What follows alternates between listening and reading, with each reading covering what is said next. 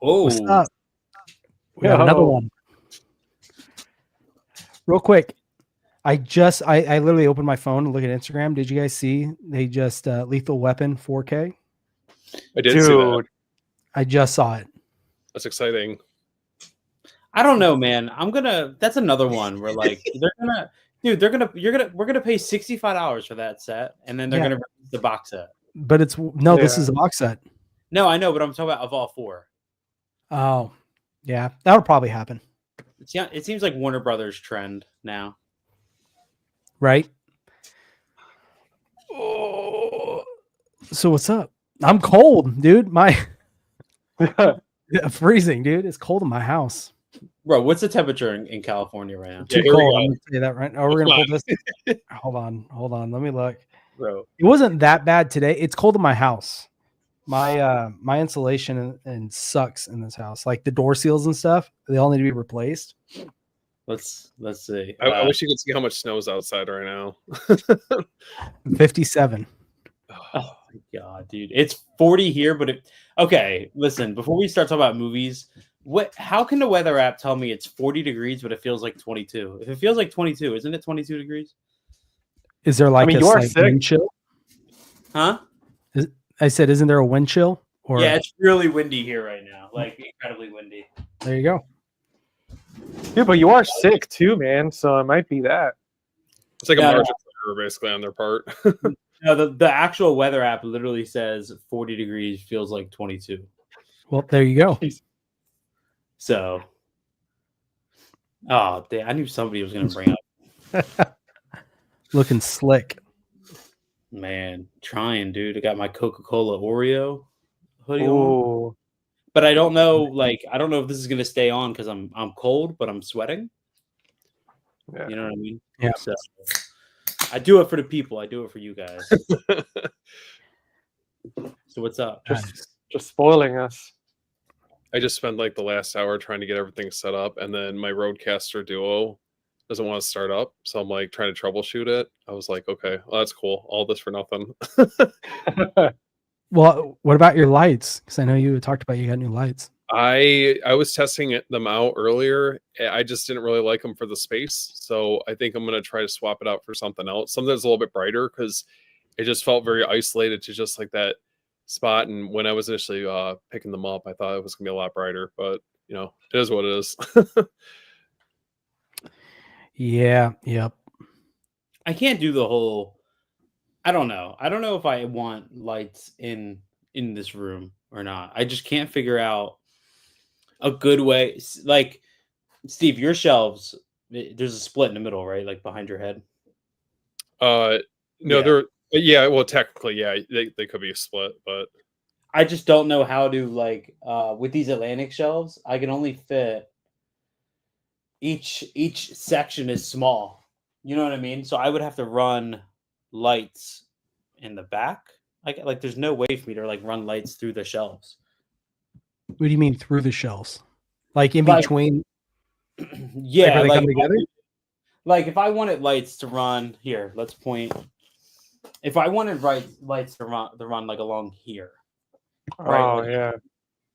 I can't do that because these Atlantic shelves are every whatever this is, 15 inches, have a block right here.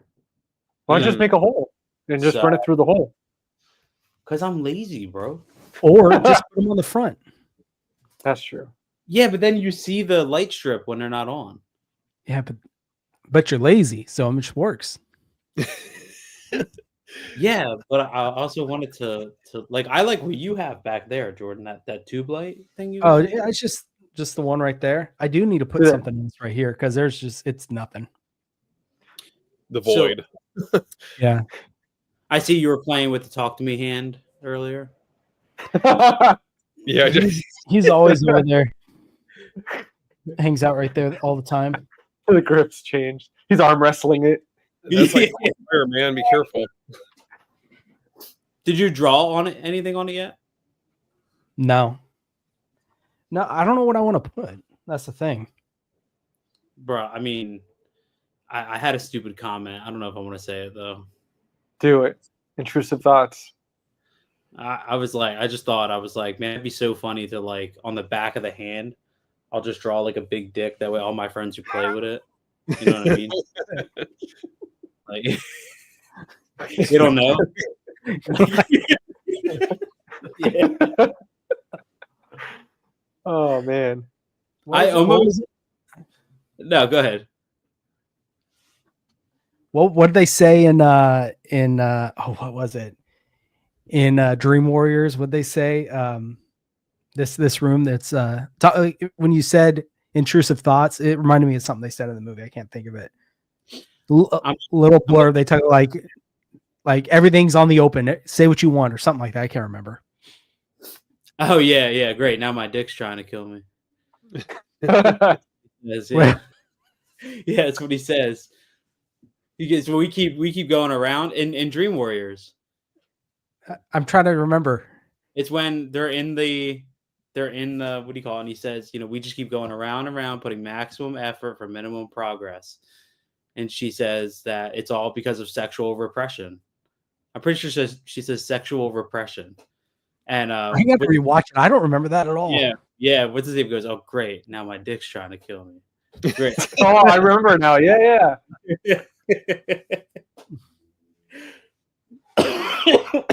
Sorry, I'm gonna be doing that a lot. Sorry, Jordan, if I see red eyes from that dark corner of your freaking bookshelves, man, that's gonna be crazy. Let me here. I'll set the mood. It's gonna work, dude. This remote like only works half the time. Those are nightmares, man. Those are the worst. There we are.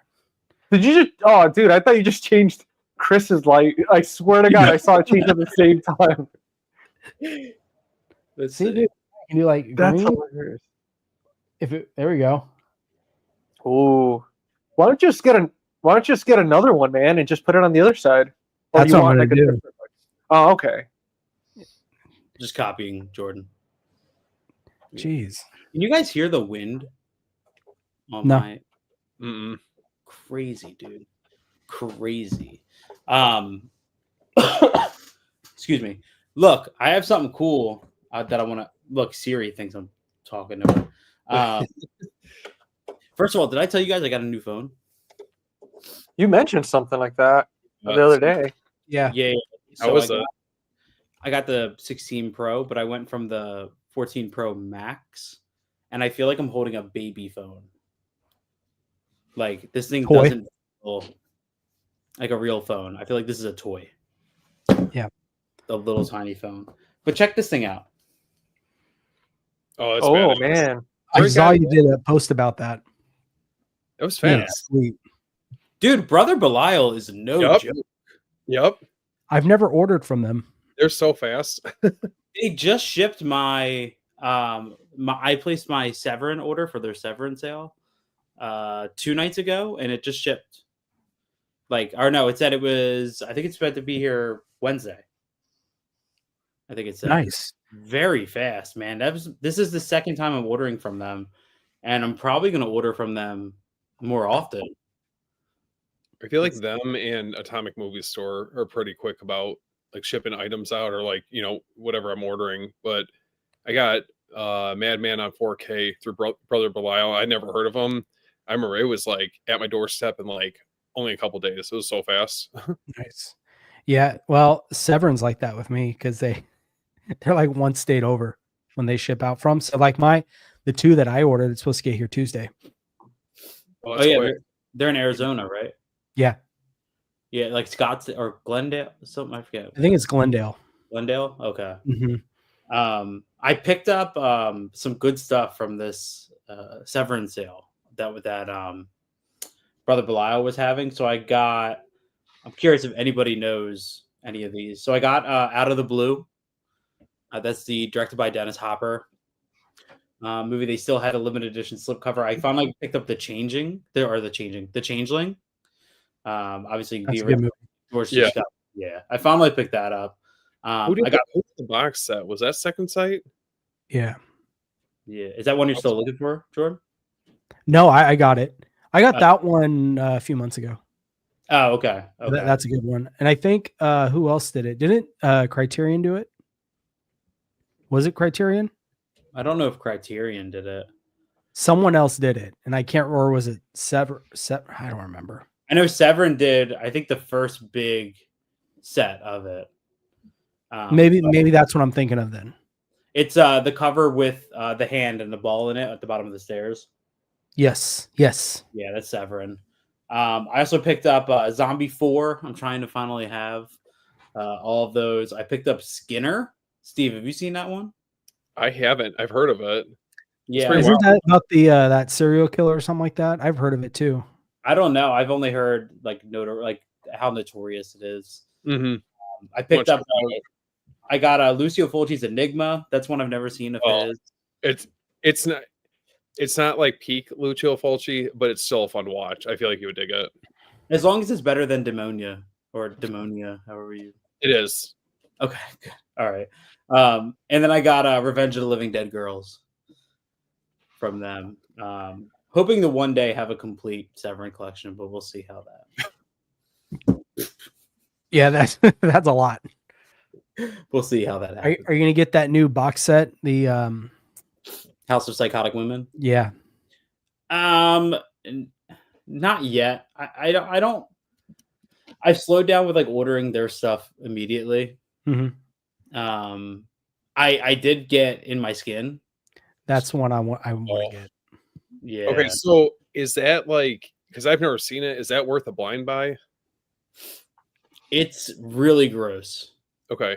It's really gross. How gross are you talking? Like what's comparable? It's been a long time. I'm pretty sure most of it takes place in one location because she kind of starts like tearing herself apart in her own apartment. That's kind of what I remember for the most part. Maybe. So I got the web store exclusive with the vertical or with the oddly cut slipcover. Okay, I'm looking at it right now. Yeah, it's like the slipcover is cut along. There's like a slash and blood on the front of the slipcover. That's where the slipcover, or that's where the box comes off, and then the movie's on the inside. Okay. I picked that up, but I don't know. I don't know if it's a streaming on anything. I don't remember it. I don't remember it enough to like confidently say it's worth a blind buy. I didn't realize it wasn't coming out till May. Yeah, so if you order from their web store, they ship out about a month and a half earlier than the street date. Oh, okay. Yeah, that's the advantage of ordering things from their site. They'll ship out. So if that's end of May, depending on if all production stuff's okay, they'll probably ship out beginning of April. Okay. And then like Amazon and other retailers will get it end of May. Yeah, it says we anticipate web store orders late March. Mm-hmm. So yeah, cool. Yeah, that's the advantage of getting it from the Severin website. But House of Psychotic Women is a really good set. I don't own it, but I've watched all the movies ever in it. It's only 4 movies. I just don't know. Yeah, I'm kind of curious to see how the rest of the year pans out for them, and then maybe during a sale, or maybe if I'm getting some other stuff from them in order to get free shipping, I'll get that. Chris, were we talking about Stage Fright? That we thought that might be a possible title, but I wish they would have the rights to it because I feel like there would be like a higher likelihood of it getting released. But I feel like Blue Underground, I feel like they take their time with anything that they're putting out. Yeah, Blue Underground, they put out what, 2-3 releases a year, maybe? Yeah, it's not much. I mean, they look nice.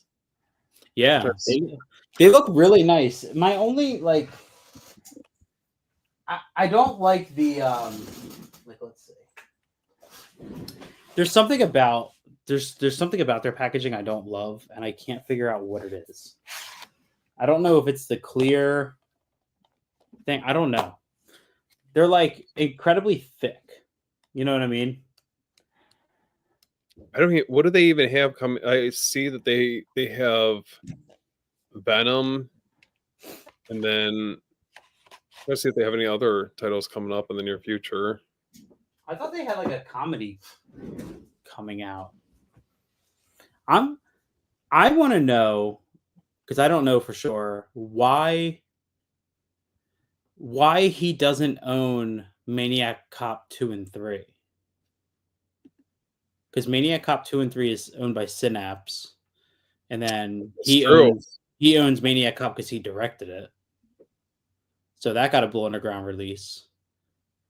But they didn't get a 4K, did it? Let me see. I don't remember the first one because I had the 2 and 3. Did those get 4K releases from Blue Underground? Yeah, they're nice. Oh, they did.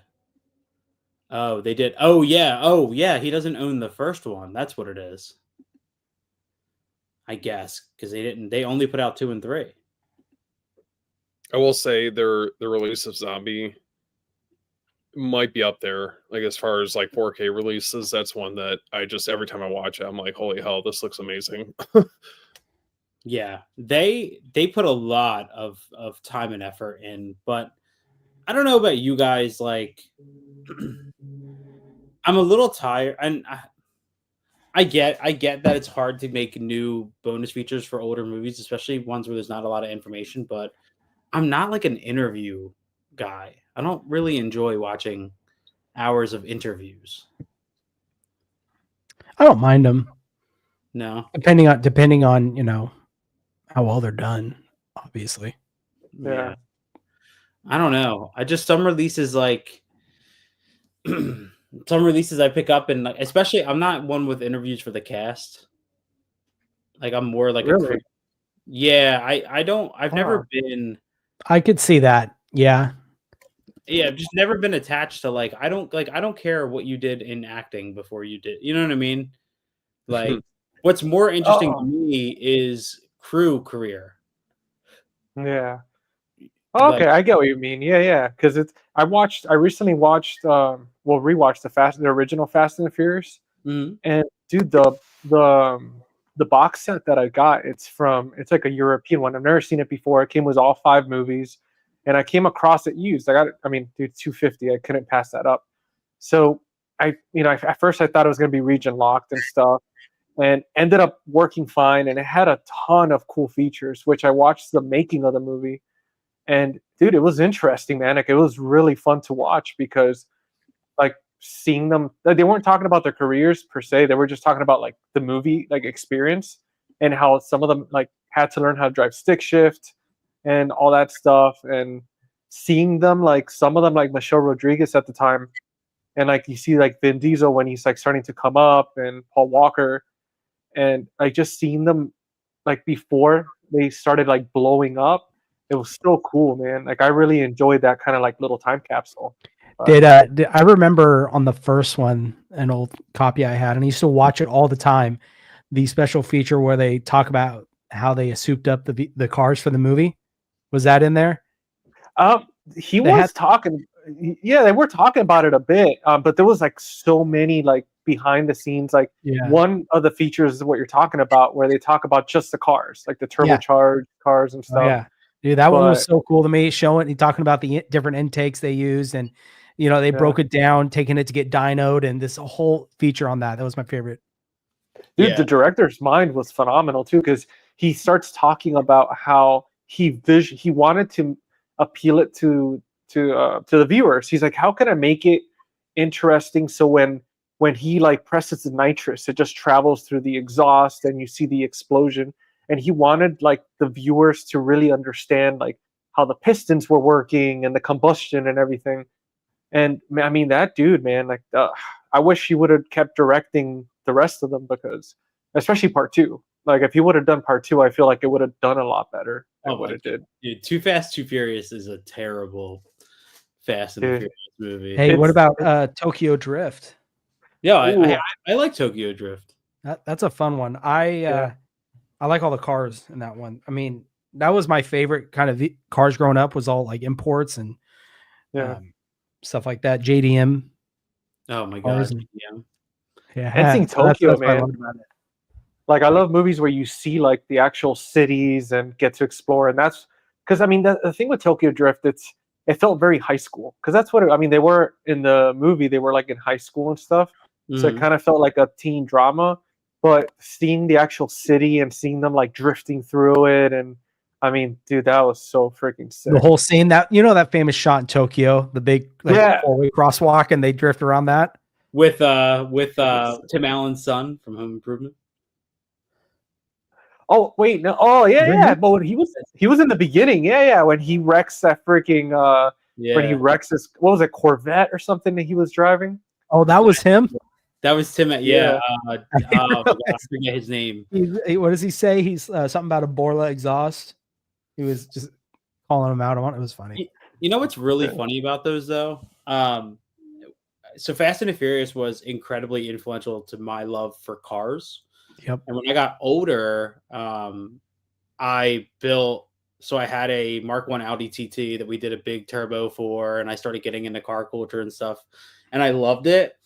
And I actually started liking those movies less as I actually got into car culture because it's pretty well known in car culture that Fast and Furious did more harm than good because it gave off this very like unattached representation of what the community was. It was a very like California viewpoint of what the car culture was. And then of course like the exaggerated NOS and all this other like stuff. So it's funny when I started surrounding myself by people who like cars, I'd be like, dude, like I used to watch Fast and the Furious, and they're like, yeah, that's bullshit, dude. That's not. That's kind of how it was because I was doing when I had my STI. I mean, we had a car group of that, and that they would dog it so hard.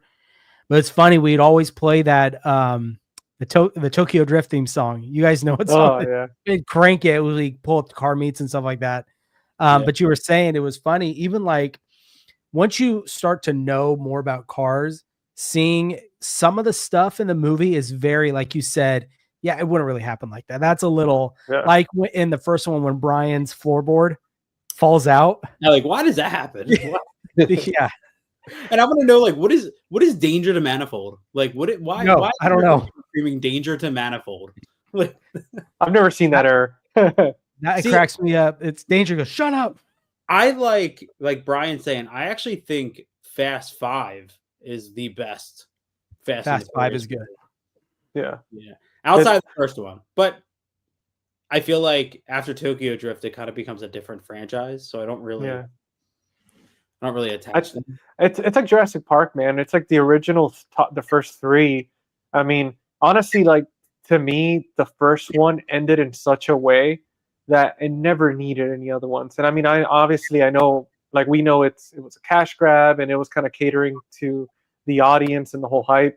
Because the thing is with the first one is that the director actually used like all the cars, like those hundreds of cars at the meets and at the races were actual people. They were all extras that some of them didn't even want the money. They just wanted to be a part of it. Mm-hmm. And they had consultants that were actual people that would like street race, and they were taking the cast with them and kind of showing them the underground stuff. And even though like a lot of it was exaggerated, it was cool that they really tried to incorporate the community with the making of the movie. I mean, like the car, like the Honda Civics going underneath the 18-wheeler, that was such bullshit. Like you could tell it's lifted. What always kills me too is all the Honda Civics that are turboed. And they have that blow-off valve. I'm like, okay, all right. It's funny, man. Rob Cohen has my favorite like director's appearance ever when he shows up as the pizza guy. Yeah. Home pizza boy. That's your goddamn street racers. That's like my favorite moment in that movie. All the obnoxious spoilers they put on the back of the Civics. We're like, but you know what though? Like we had people in our. I was not in JDM. I was more into the Euro. So all my friends had Volkswagens and Audis and stuff. Mm-hmm. And the Euro and the JDM scene were kind of on different sides of things.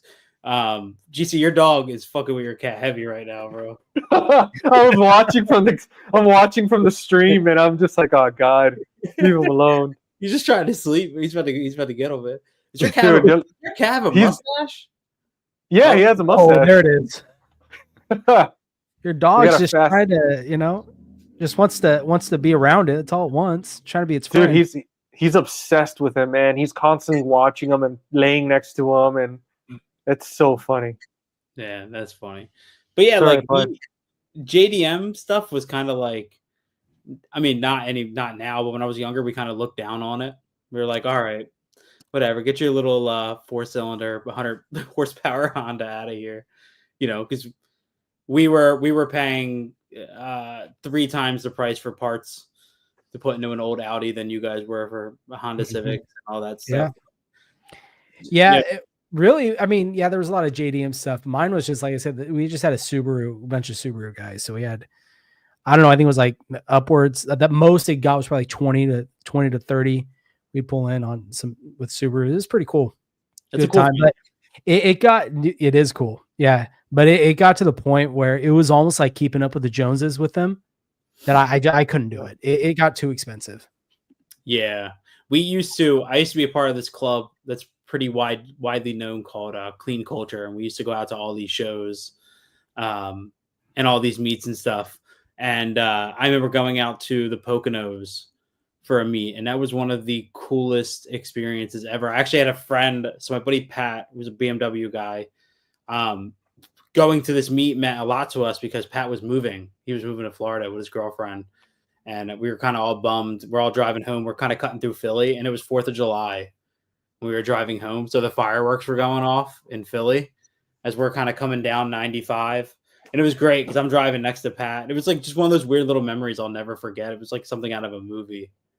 Mm-hmm. Yeah, it's cool. That's man. pretty cool. We did stuff like that we were in the Bay Area and going through all the mountains over there and just flying, going like 90 in these like 5-lane highways. It was fun. It's good times. Which Subaru did you have? Did you have a Blob Eye or do you remember? No, it was I think they called it the Raptor Eye. So it was it was a 2017 STI, and then was like the next year, 2018, they threw in the nice, drilled rotors and all that, all upgraded stuff. And yeah, that was the one I had. And then I sold that and I got a Challenger. Ooh. Challenger. That was fun. That was fun.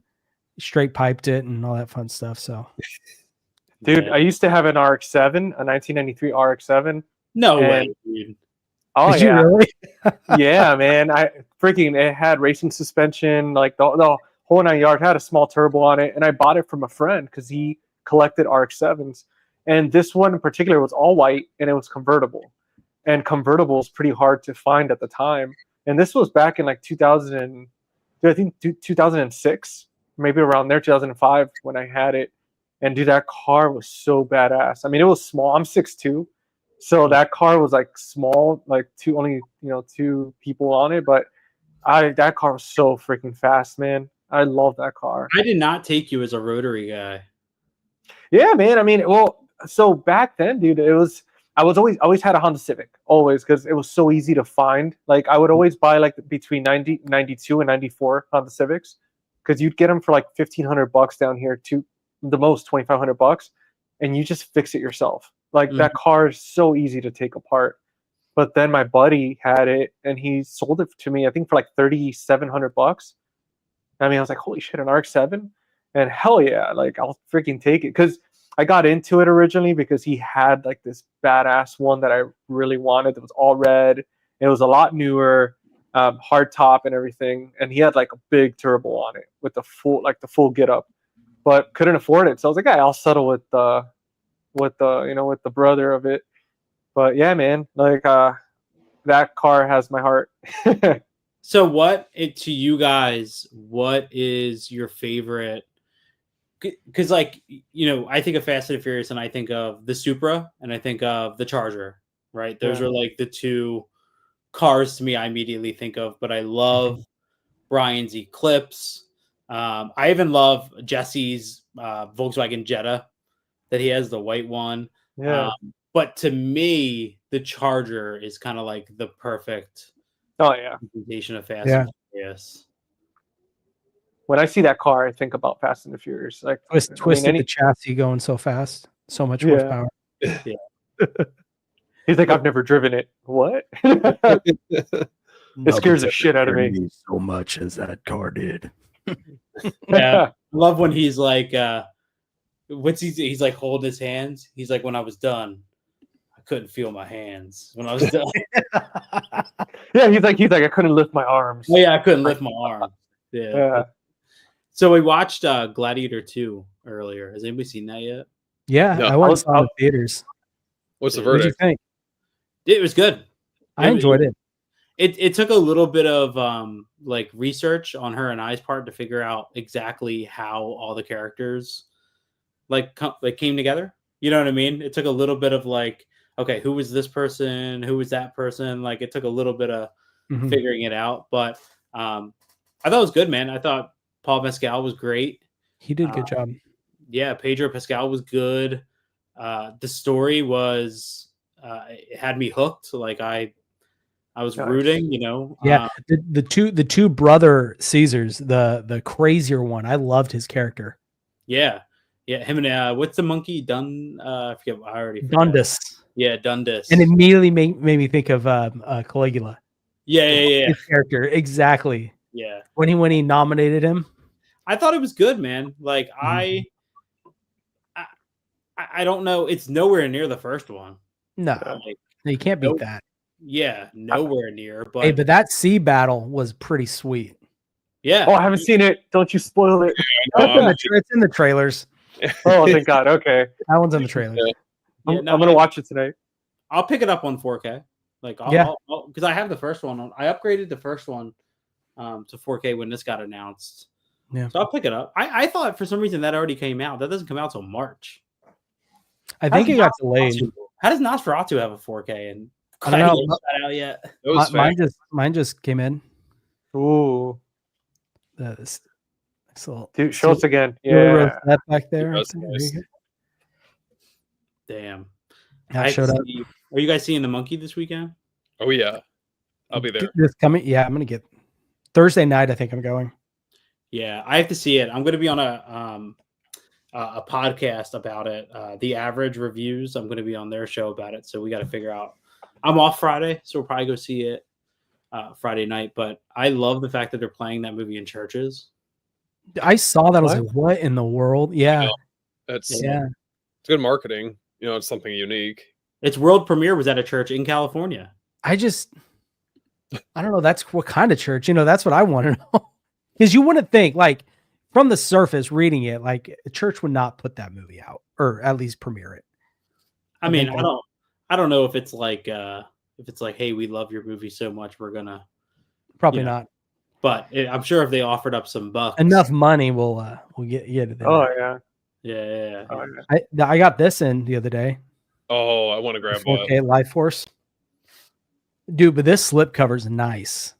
So I was going to ask you to pull it out because it looked like it had some sheen to it that I didn't know. I didn't know if it was a protector. Or... No, it does. Oh, here's this. Yeah, that's sick. But yeah, no, it does. Let me see if I can get it out of here.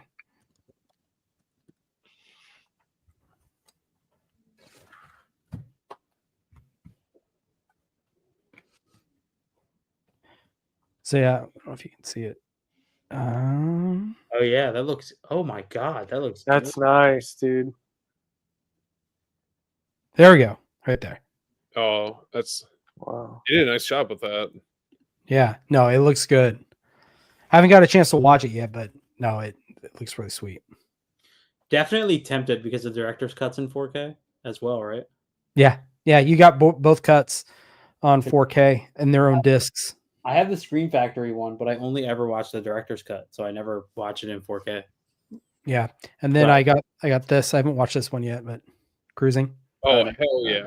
How's that like faux leather feel to it? Is it? So I mean, you can tell it's not real leather, but it's got the texture. Definitely. What's funny is because even like Cruising is embossed too. Oh, right there, the lettering. Oh, but yeah. When they announced, when this got announced and they did the tease, the zoomed in of leather, I didn't realize until I opened this that this is what they were teasing with that leather. because the same month they released Leatherface. I was like, oh, it's Leatherface, but no, it was for Cruising. That little tease. What did anybody get the Arrow Texas Chainsaw Massacre 2? No, I heard.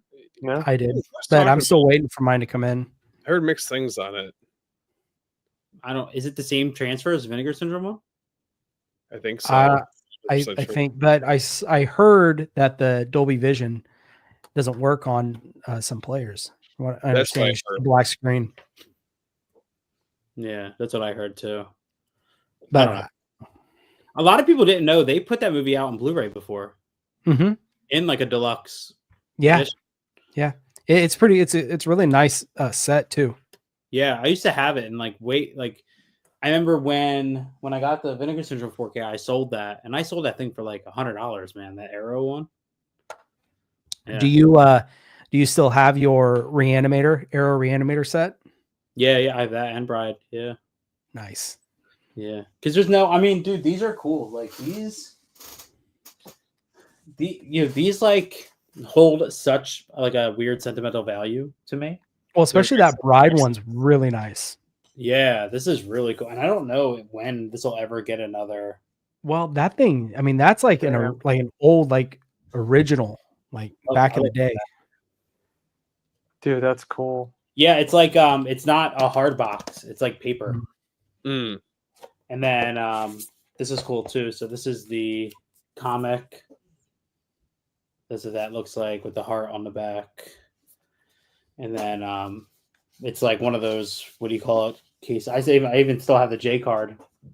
Nice. I save mine, man. I always do. I like having it, man. It has all the info and details and stuff. Yeah, I just have a little. It's on in my little shelf back here. I have them like a stack of them. I always end up like somehow. I think I told you, Jordan, like way back when we first became friends, that I like threw them out, and I didn't realize that they fit inside of the Umbrella box. So I just got rid of them. So I have a couple Umbrella releases that I don't have the numbers. Yeah. Oh man. Yeah, I have when I first started my the steelbook of the what is it, 2018 Halloween started the trilogy, that steelbook set. Mm-hmm. The little slip that goes over it, I ripped it up and threw it away when I first got it. Yeah, I know. There's a couple of them that I don't have anymore. So, Steve or GC, have you guys picked anything up? Trying to think what I got. I've been honestly this past week. I got a lot of I've been working on buffing out my VHS tape collection, so I got a lot in for that. But yeah, I'm just waiting on a handful of pre-orders. I have Uncle Buck and Summer Rental coming in this week. I'm waiting for Cruising. I'm trying to think of some of the other ones. I feel like there's a couple more titles that are coming up or are on the way. And then Vinegar Syndrome, my order was it's literally in town right now. And I was like, oh great, it'll be here tomorrow. And then I look at the calendar, it's fucking President's Day. I'm like, yeah, okay. No problem. Just wait till Tuesday, I guess. Yeah. I went a little Second Sight heavy this past week and a half. I got so many. Did you? You're out of control, dude. Well, I'm trying to catch up. Like I said, I'm trying to get my goal is to get all the Second Sight ones. So I got High Tension came in. That's a good one. This one I watched. Yeah, Host. That one was okay. It wasn't terrible. This one, I'm really happy I got this one. Did you watch it? Have you seen it yet? I did. Yeah, I watched it yesterday. Huh? What's the verdict on it? I was bored to tears the beginning. Okay. Do you guys know the story of it? Mm-hmm. I know the premise. Yeah, so right up to where they, go missing, I was bored. I was thinking I'm not gonna like this. And then it started getting into an investigation and trying to figure that I did enjoy. So just that first the first third of it, I wasn't that much of a fan of, but after that it picked up for me. That's what I heard. I heard the beginning of it was a little bit of a challenge to get there. it's very pretentious is the best way I can describe it. Mm. Just the what how they speak. It's very you always hear artsy fartsy, very eclectic. I wasn't a fan of the beginning, but Yeah. I've heard some people complain about the transfer between this and Criterion's, saying this one, but I thought this looked great. Thought it looked excellent. It looked really good. So I don't know. I don't know. What else? Did you grab anything else from Second Sight, or? Yeah, one more. So what was that? This is my Dog Soldiers. Oh hell yeah! Nice, dude. Man, I still gotta see that. But this artwork, dude, like that's amazing. Yeah. So my wife got me. They made a whole book. It's called Sausages: The Making of Dog Soldiers. What? Yeah, it's right here. Let me see. Just some light reading. Sausages. That's hilarious, dude. Nice. What the Oh, hell? It's let's see, 381 pages. Oh, that's a light read. Yeah. Nice. So, Did that book- anybody ever get, and I never seen anybody talk about it, the Arrow book for the Blair Witch Project? the Arrow. There's an Arrow book. I have it. One second. Whoa, what? Dude, I the dog first- sold Oh, go the ahead. dogs. No, the dog soldiers. It's funny. Like a few months back, I came across the steelbook for the DVD for $250, and I didn't pick it up because I didn't know anything about that movie, and now like I'm kicking myself in the ass for not picking it up. I mean, it was a DVD, but the steelbook was badass. Oh, that's Oh. cool. I've Yeah, seen that I've before. got it over at the movie room. He has them, and it's a book by Russ Gaum, and yeah, it's just talks about the movie America Summer '99, the Nice, '90s, dude. back chapters, old school, the Haxon 5. Dude, I thought the same thing, Steve, with you. I bought. Yeah. So somebody had hit me up on Instagram because they got me a popcorn bucket for the monkey. Oh, And because there's no AMC like close enough to me to even try to, and for some reason around my area, I don't seek out a lot of the popcorn buckets, but the ones I do want, every 15 of them I can never get. yeah. So I was like, I don't want to risk it. I was like, let me post on Instagram, see if somebody can get it for me. And somebody did. And I was so excited because he was like, oh, it'll be there Monday. And I took off tomorrow. So I was like, hell yeah, I'm so excited, man. And then, yeah, I was like, oh shit, tomorrow's a fucking holiday. Damn. Fucking presidents. Dude, Yeah. and he told me that popcorn bucket's, he said it's not cheap plastic. He said it's heavy as hell. Ooh. Didn't they do Yeah. the thing for Nosferatu? Was it Yeah, but- AMC? No, that was, I don't know who that was, but I saw that in person and that thing was flimsy as hell. dude. Coffin. Yeah. Yeah. Yeah, I don't have an AMC near me. Like the closest one is probably 4 or 5 hours away. So Jeez, man. Wow. there's no way. There's a bunch of books actually about. So that book, that Arrow one is on. Somebody's selling it on Amazon right now for $22. Yeah, I can't remember how much I paid for it. And then there's another book called 8 Days in the Woods and Making of Blair Witch, and that's $24. Yeah, but could you use the Movie Den 10 discount? Oh, Good. Damn. I'll tell you guys, the producer of Blair Witch Project commented on my YouTube review for it. oh, that's awesome. Oh yeah, so he has That's it. cool. It's $25, but 10% off. Yeah, you are right about that. Do you guys think? Let's see. Go ahead. Oh no, I was just gonna say because I know I meant to bring this up earlier, but you guys pre-ordered the Reanimator box set, right? Mhm. Yeah. Do you guys think that any other label is going to end up doing their own, or do you think that Ignite is going to? I mean, at least in the States, definitely no one's going to do it. Okay. I think. But I feel like if anyone's going to do it, they would have announced it already. Right? Probably. Because if I would think Arrow would be redoing their Blu-ray into a 4K. That's what I was. That's kind of what I initially thought was going to be the studio who Mhm. released, or like the label. Well, I mean, was you know released. You know what's interesting on because I couldn't remember when I read the Stuart Gordon's book.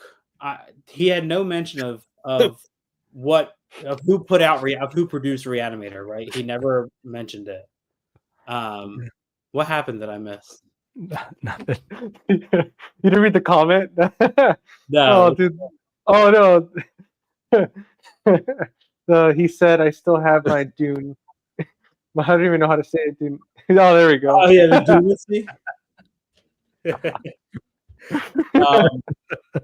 On That's the amazing. Arrow Reanimator, it says that it's a Reanimator production, trademark of Reanimator Productions. So I don't know who owns I don't know if it's owned by somebody who could sell it to European. That's what I was wondering. Maybe this Ignite one is the only one. Because Arrow had the rights for isn't it the UK rights for Dress to Kill and Texas Chainsaw? I wonder if that's maybe like a workaround where they could potentially do their own. Yeah, but I don't know. I mean, looking at that Ignite one, I can't see myself going with a different version of it. That thing, it looks good. Yeah, I just wonder what the packaging is going to be, because to me, looking at it, it's oddly shaped. Yeah, so yeah, is it a slip box? Is it like the old what was it, the Titans of Colt, that has like the flap, like the magnet? Yeah. I don't know, and I think I haven't seen any pictures of it. I think all those pictures are like designs. You know what I mean? They're not actual photos of it. They're all just rendered. They're all graphic. Yeah. So I don't know. I don't know what embossing. I don't know what's debug, what's gloss. I don't know. Yeah, I have no clue. What's up, Frank? What's up, buddy? Frank, man. So looking at it now, let's see if I can get like a good. Chris, what's up, man? What's up, 80s?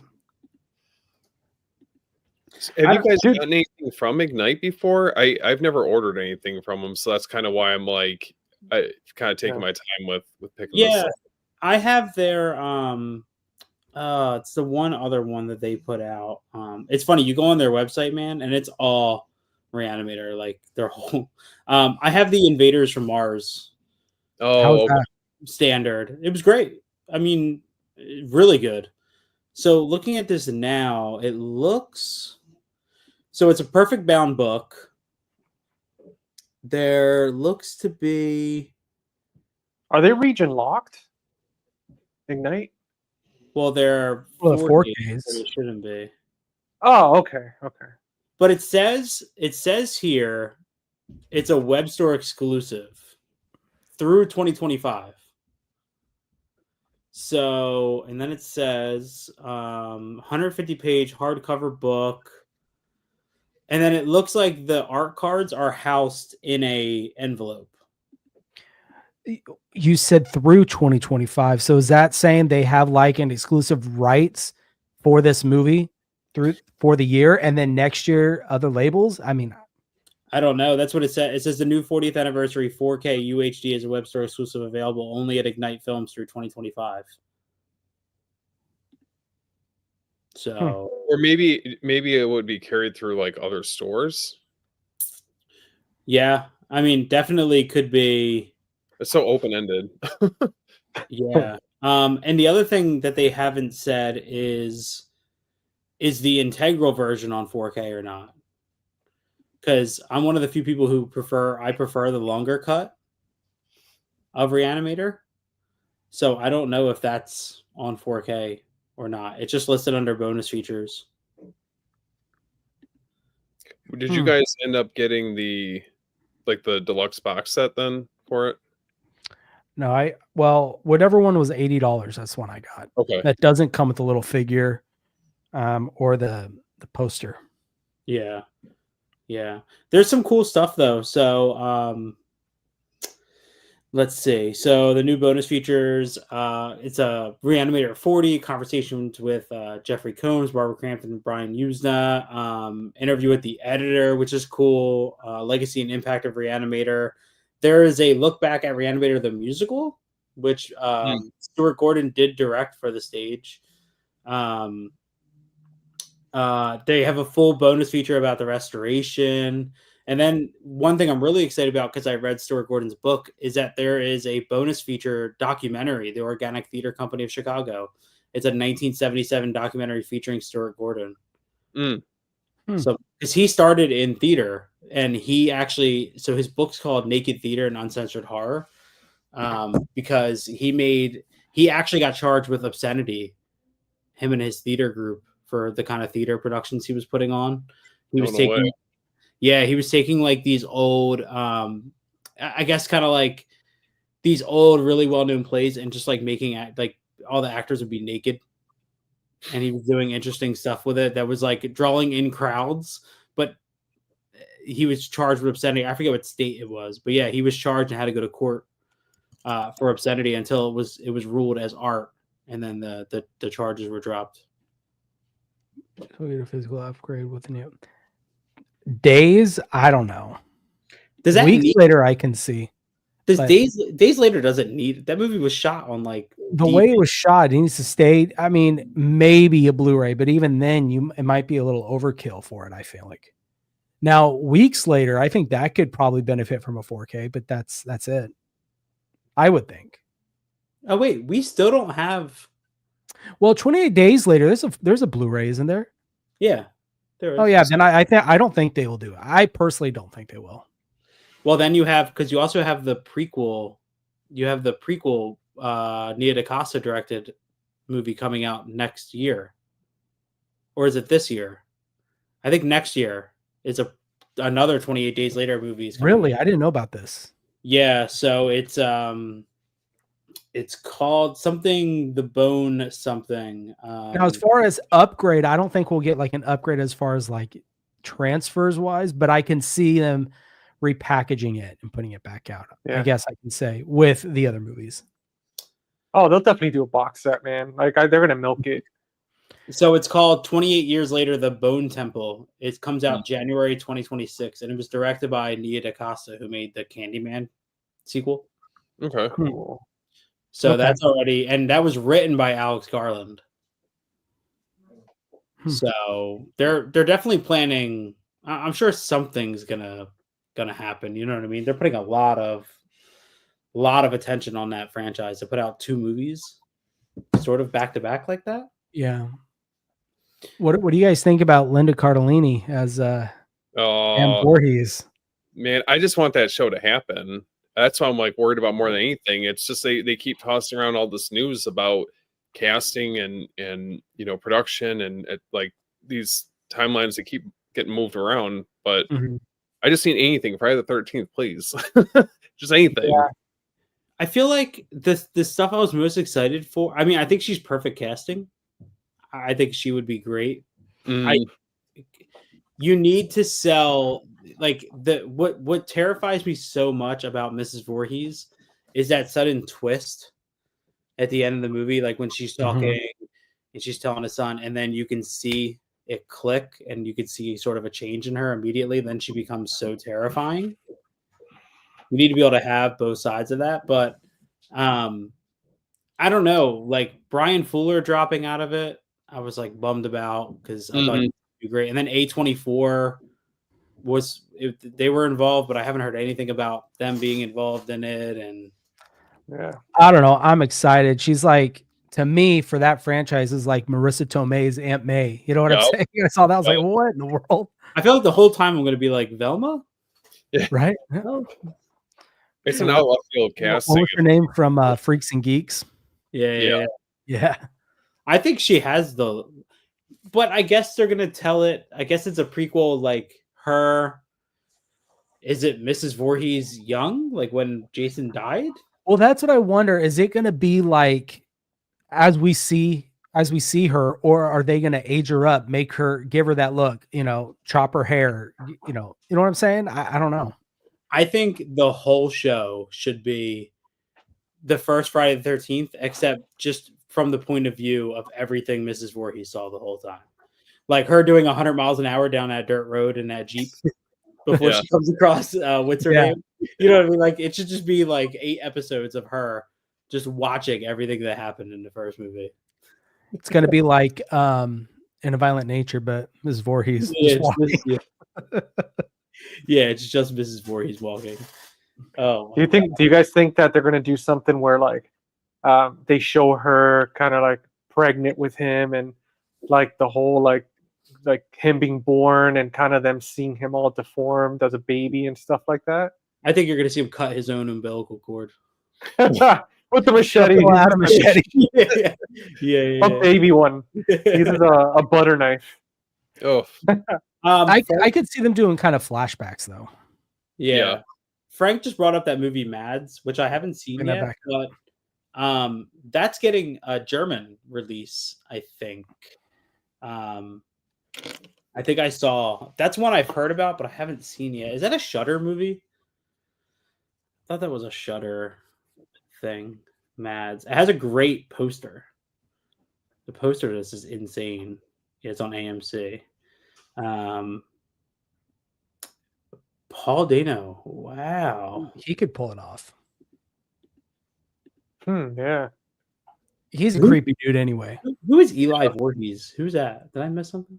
It's gotta be The father? Papa Voorhees. It'd be great if the father had the same deformity, just older.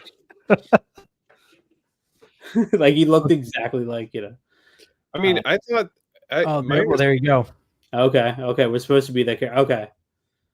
Weren't they covering? I felt like from each season, I almost got the impression that they were going to be covering each movie and adding more, maybe like more lore to it. I don't know if that's 100% accurate, if that's what they were actually intending on doing, but I remember hearing something about that a while ago. Dude, I would love an entire season of a show about Roy the paramedic. Yeah. I just need one episode to be an endless loop of every time he looks over at a character and they're trying to not ruin that he's the killer the whole entire time. Oh yeah. They're like, it's so great because they're like, oh, there's a madman running around. You just see Roy like look over and you're like, this guy's definitely not the killer. This guy has nothing to do with this. Nothing at all. Dude, what do you guys think they need? Like the remake, I like the remake. I don't like the tunnels. That's my least favorite part. That's I don't like that. The whole of him sharpening the blade, and I don't know, it humanizes him too much for me. Yeah. I like the idea of him as like a monster, as this creature that that came out of the lake. With this, it just gives him like, I don't know, purpose, and gives him, like I said, it humanizes him a little bit too much, in my opinion. I'll be honest with you guys. I kind of like, I love Jason Goes to Hell, and I kind of like that idea of it's sort of like I feel like I don't know how to put it. Like Jason Voorhees lives in all of us. You know what I mean? Like that kind of a thing where Jason is not. There might have been a Jason Voorhees, but there's almost this evil pretty much around that whole entire area, like around that lake. And maybe Jason Voorhees is the physical representation of that in some way. I feel like you could do something like that. Or you could just have somebody eat his heart and then his soul gets transferred into them. You could do that too.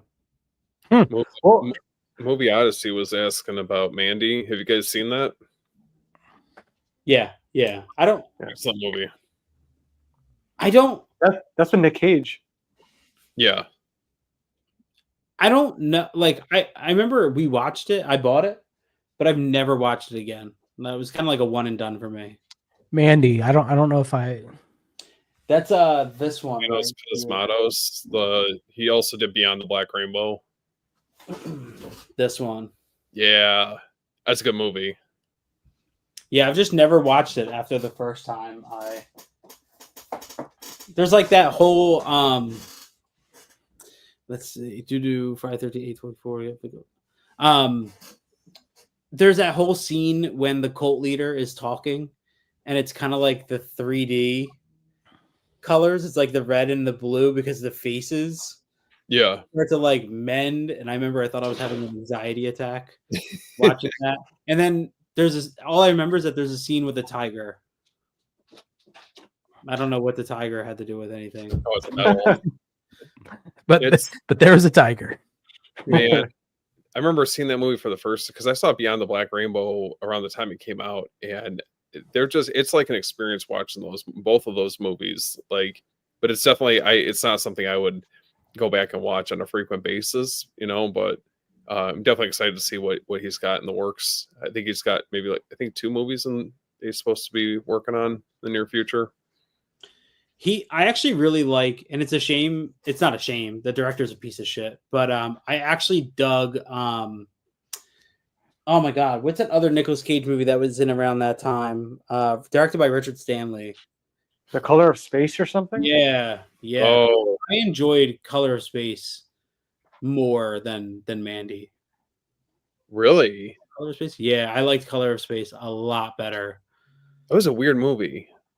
Yeah, it was like the thing lands in her yard and then weird. There's some Well, weird it's stuff going on in that movie. I remember watching that. I was like, I don't know if this is for me. And it felt very like I'm all for like the Lovecraftian type films. That one for me just was maybe I'll have to go back and revisit it. But Yeah, it was like Opie from Sons of Anarchy lives in the woods. yeah. There was like a bunch of weird stuff going on. So I don't know. Did you ever see Steve? Did you see Trauma, the Jello I was watching last night? Oh yeah. Of course, man. Dude, that was great. Like really Yeah, it's super. I feel like it's a very underrated Argento film that I felt like got written off. I feel like after a certain point, a lot of his like later stuff kind of got written off. That movie to me, I don't feel like it gets talked about enough. well, this was actually so in that Forgotten Jelly, that's a different trauma. You're talking about Argento's trauma. I'm talking about the Spanish Jello. Oh, yes, I have seen that as well. Okay, Yes, yeah. that's good too.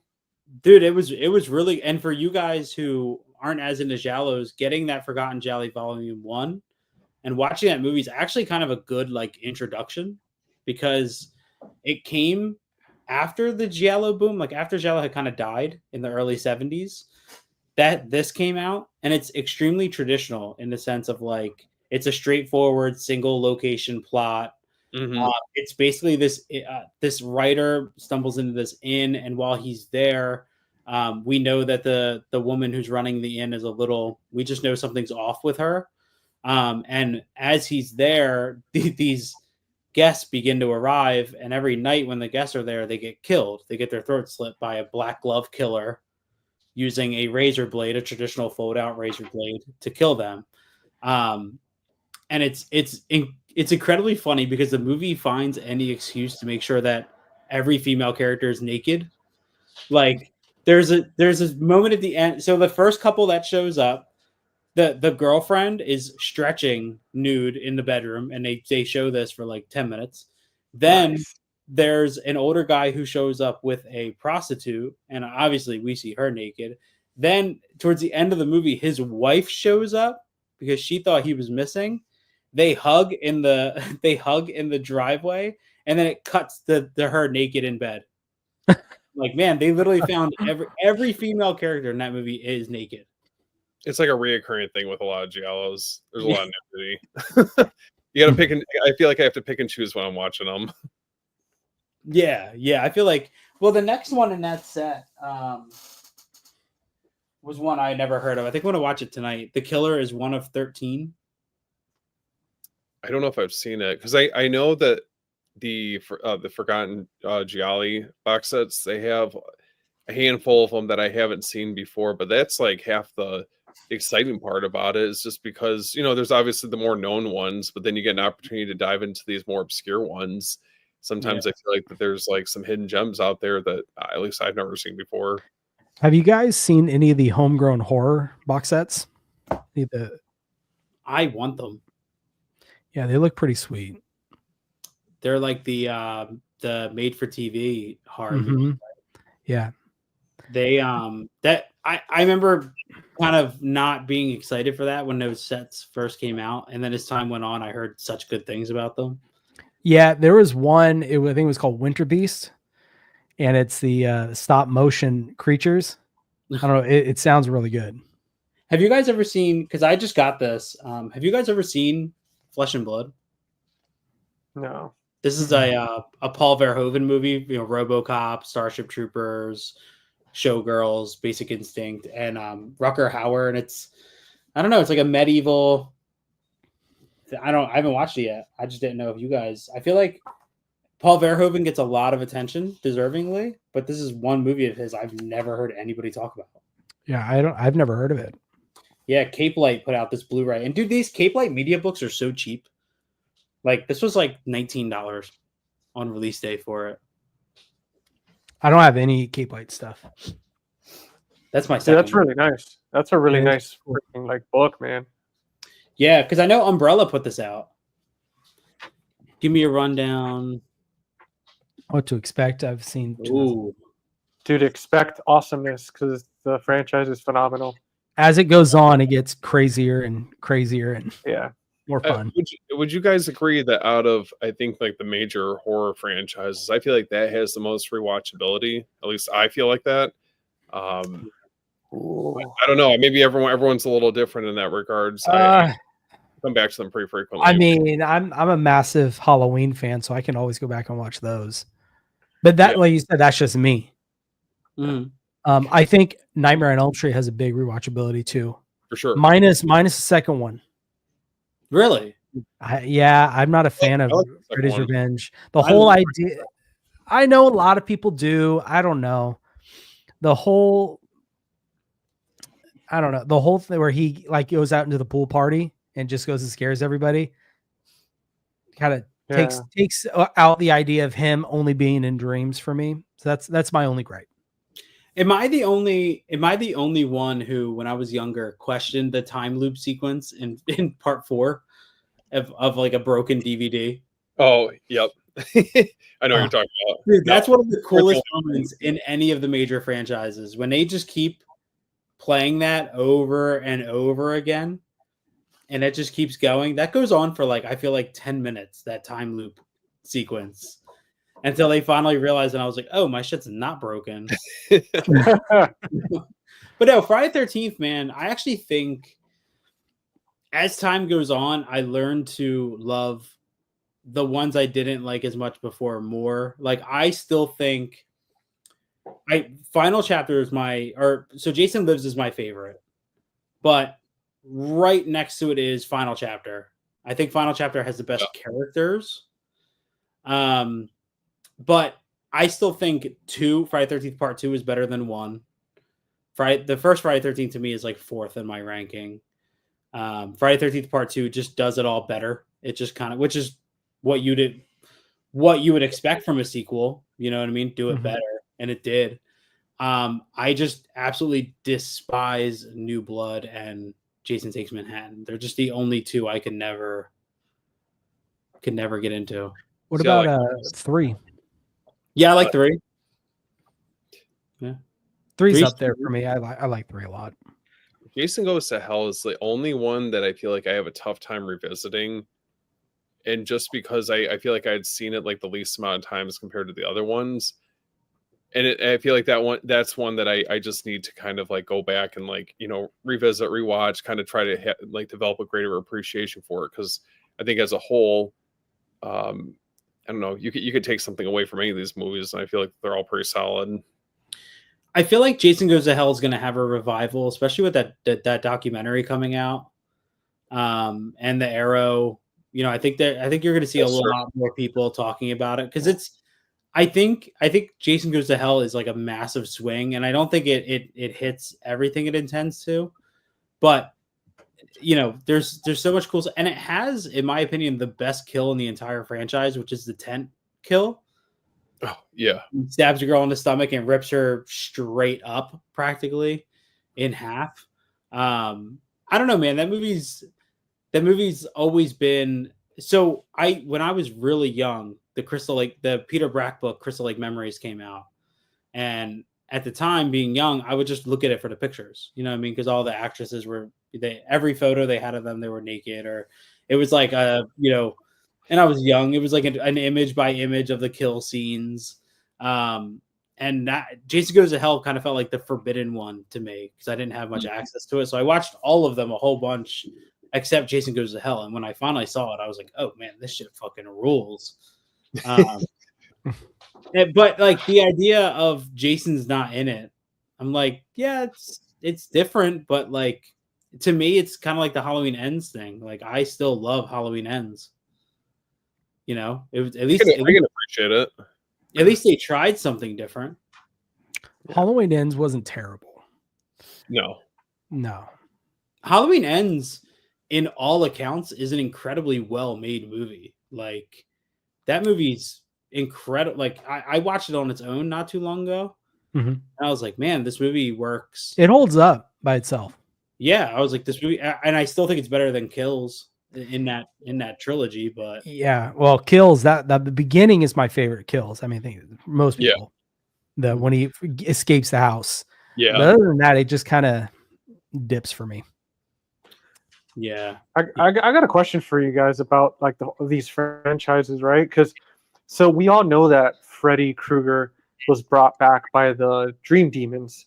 So what if somebody did a movie or something, or did this backstory where Jason and Michael Myers were also brought back because of these demons as well?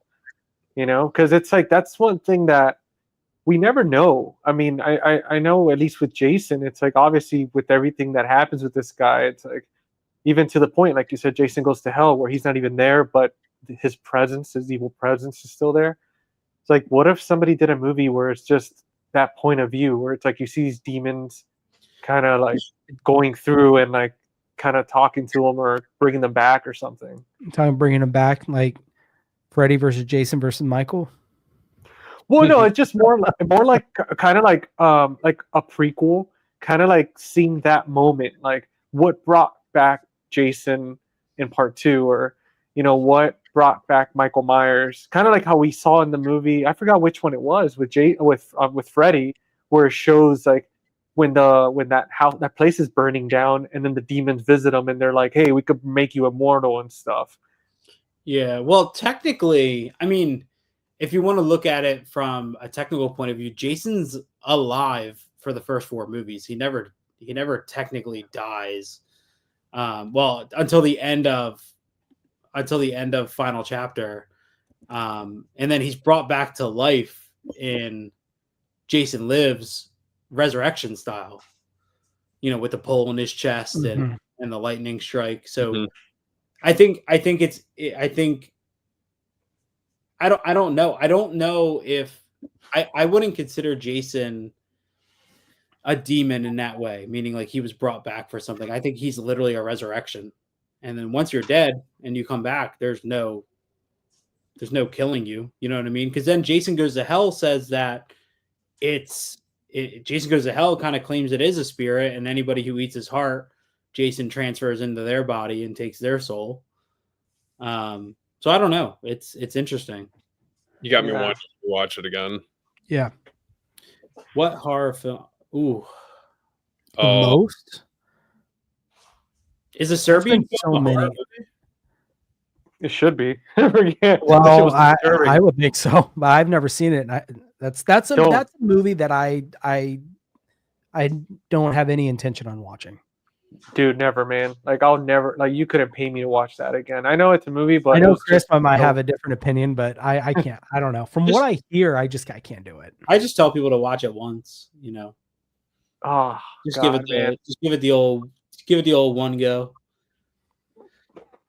Creep you out, or so those are kind of like 2 different things for me. Creep me out, honestly, the Conjuring movies.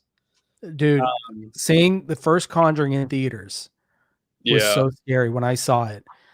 I remember going there and someone had brought in like some beer bottles, and was during one of the scenes. It was quiet, and you just hear the bottle drop and break.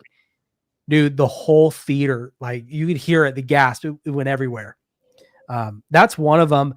But you know, if we're talking like newer stuff, even like the Hell House LLC, the first one, those clowns, they creep me out. And like, what's the last one? Origins or whatever it's called. No, the something Manor. I have it right here. Well, wait, like the newest one to come out? Yeah. The one where they kind of tie everything together with they give the origin story of the three Oh yeah, clowns. yeah, Origins. The McMichael No, Manor. what? One more time. Michael Manor. Carmichael Manor. That one got to me a little bit too. There's a great moment in I remember what my wife and I were watching Hell House 2, and there's a great moment where they're up in the bedroom from the first one, and you see somebody stick their head out from around the corner, and that scared the shit out of it. Dude. Another one that really got me was Gonjiam, Haunted Asylum. Yeah. That movie's a rough one for me. And it didn't really get me as much until there's that scene where the girl's eyes go black and she does that like chanting whisper. Yeah. That creeped me out. I would say most disturbing. Have you guys ever seen Dead Girl? Mm-mm. This one up here. I don't think so. Oh no. No, I don't think I've seen that. Yeah, this is an interesting one. So it's from 2008, and it's about a couple high school kids who come across. Trying to remember exactly. They go to this abandoned hospital and they find a naked girl chained to a table. But she's not dead, and they proceed to kind of like use her like a sex doll almost, and it turns really, really, really like evil really quickly. This one definitely. I think there's more disturbing movies out there, but there's something to. And here's the thing: this movie is not. It's not gross to be gross. Like based on that plot alone, you would think it would be worse. It doesn't go as far as you think, but this one definitely gave me, Dude, have any of you guys saw the movie The Coffee Table, or did anybody guys see that? No? I know what it is, but I haven't seen Or it. Irreversible? Yeah, I've seen Irreversible. So I hear that's really. I've never seen it, but is that a pretty disturbing one too? Yeah, I have. What movies of Irreversible do I have? What didn't I have. Who did it? Was it Studio Canal? They did one, I think. This is Altered Innocence, sort of Vinegar Syndrome partner label. Okay. Is everything good because our names disappeared? And oh shit, they did. Oh well, when I do that, they'll pop up. Oh, there we go. Okay, my bad. Yeah, this I wanted the slipcover for this so bad. Mm-hmm. And I got this. I must have picked this up secondhand because it has it has like one of those stickers on the back. Oh, I got this at the archive in the pre-owned section. But if you ever watch this, if you ever watch it, I prefer the straight cut, which is when the movie's told in chronological order, over the reverse cut. So the movie's told backwards in the theater. Okay. Yeah. I definitely prefer. For years, the straight cut wasn't available. Now that's sort of become the standard for it. And I feel like I got to watch the original cut first, just to at least get that, and then jump into the straight cut. It doesn't. I don't think it makes the material more or less impactful. Okay. You know what I mean? Mm-hmm. But like that, even more than Irreversible, though, Enter the Void is another one that's really. Oh yeah. That was freaking love that movie. Enter the Void. And Jordan, for you, there's an overseas Arrow limited edition box set for this. That's really, really nice. You're just calling my name right now. That I think goes for I don't think it's too expensive. But this movie, just a heads up, is 161 minutes, and it's pure mayhem almost the entire time. Really? Dude, I haven't seen the director's cut. I have to get that. Yeah, I think the Arrow one is the director's cut, I think. Dude. Have you guys seen, I don't think you guys have seen this one. I know I talked about it before. Yeah, you talked about the bitch chapter. Dude, oh yeah. This one and the taking of Deborah Logan. Jordan, I So don't know if you got. Did I you just see it yet, picked it up. I haven't watched it yet. dude? I know I need to watch it. From what I can, just like the trailer and stuff, the whole like amnesia thing looks pretty creepy. That's kind of. Did you guys ever see The Demon Disorder? Mm-mm. I don't think So I did, that's man. an Australian film. Umbrella put it out as a slipcover, and it's a pretty good movie, but it delves into the whole kind of amnesia, not amnesia, Alzheimer's. I think that's what it is. Alzheimer's. Yeah, Yeah. It's called the Alzheimer's, demon disorder. the demon disorder, and the whole idea is they play on the idea of someone having Alzheimer's, but or like sundowners. So when that I don't know if you guys know what that is. Sundowners, when the sun goes down, that's when everything kicks in, and the idea is they play on that, but it's a demon that takes them over in a way. Oof. And they Oh, start man. So, and the movie is about these three brothers that they took care of their father that this was happening to. Well, their father passes away and they kind of separate. One brother goes, he wants to go get rid, wants to move past it, starts a business outside of town. Well, then his other brother comes back and says, "Hey, look, I need your help. Our younger brother is showing the same conditions as our father did. I need your help to come back and Oh. fight this with me." That's what the movie's about. And dude, it's a good one. Definitely check it out. I definitely want to check it out because it's Australian horror, which Mhm. is wicked. But one thing that came up because it's a Shudder movie, so just so you guys know, it is on Shudder. Body horror, practical effects. It's awesome. Was I the only one slightly underwhelmed with When Evil Lurks? I like that movie a lot. I like it a lot, but I heard so much about how disturbing that movie is. I mean, there's definitely. I mean, that movie from start to finish had me on the edge of my seat. But I don't know if I would go as far as like. I don't know. I get what you're saying. I don't think it's like groundbreaking, but it's a very well done movie, though. That's for sure. Yeah, I think the dog scene is the most. Oh, yeah. But you're just waiting for the other shoe to drop. That entire scene, it's like, no, please, and it just kept like lingering and lingering. And then when it finally happens, I was like, I guess I wasn't shocked that was going to happen, but it didn't make it any less startling when it does. But I don't know, with animals, that's one thing that's especially with dogs. It's hard for me I hate to watch. Yeah, I can watch any human do whatever you want. When it comes to dogs, it bothers me. Yeah. It's like that movie. Did you guys ever see Becky? With Kevin James? No. Yeah, so it's called Becky with Lulu Wilson and Kevin James, and Kevin James plays an escaped convict who goes to he left something in this house, and Lulu Wilson, her dad and her dad's girlfriend are at the house when they show up, and basically Lulu Wilson like takes revenge on all of the prisoners that Kevin James brought. And Kevin James plays an absolute badass in the movie, but she has two German shepherds.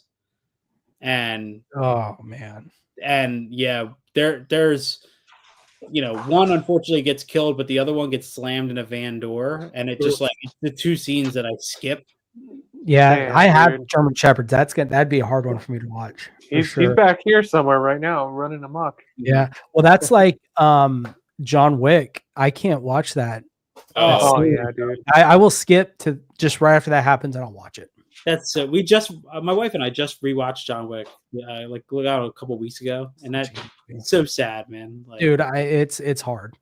I want a John Wick movie that's just responses of people finding out that John Wick is involved in something, because when John Leguizamo finds out who's caught, everybody's so stressed out when they learn. Yeah. John Wick, they got John Wick involved in something. Everybody, and like the beginning of John Wick 2 with I forget his name. I know him from Bad Boys 2 and Armageddon, the Russian guy. Yeah. Like everybody's responses to finding out he's involved are so good. Just everybody's so stressed out. God, I love the whole with a pencil. That's the best. Did you guys see the trailer for the ballerina? Oh yeah, dude. Yeah. From what I hear, it's basically John Wick, like 2.5. Like as in he's in most of it. What I had heard was like Len Wiseman directed it, and then they brought Chad Stahelski in to beef up all the action, pretty much, and to make it more. So if his involvement, whether it was late in the process or early, whatever, his involvement alone makes me excited. And Ana de Armas, I don't know if you guys saw Skyfall or what it was a Sky or whatever the latest, the last 007 was. Yeah. She's awesome in that, in her little appearance in it. Yeah. So What about Martyrs? Did you guys ever see Martyrs? Oh yeah. No. Yeah. I haven't seen it, but I've heard about it. That Obviously. one is tough to watch. I felt like when you guys were talking about that, kind of like disturbing movies to watch, that was one. Have you guys seen Green Inferno? That's the other one that came to mind. I hate that.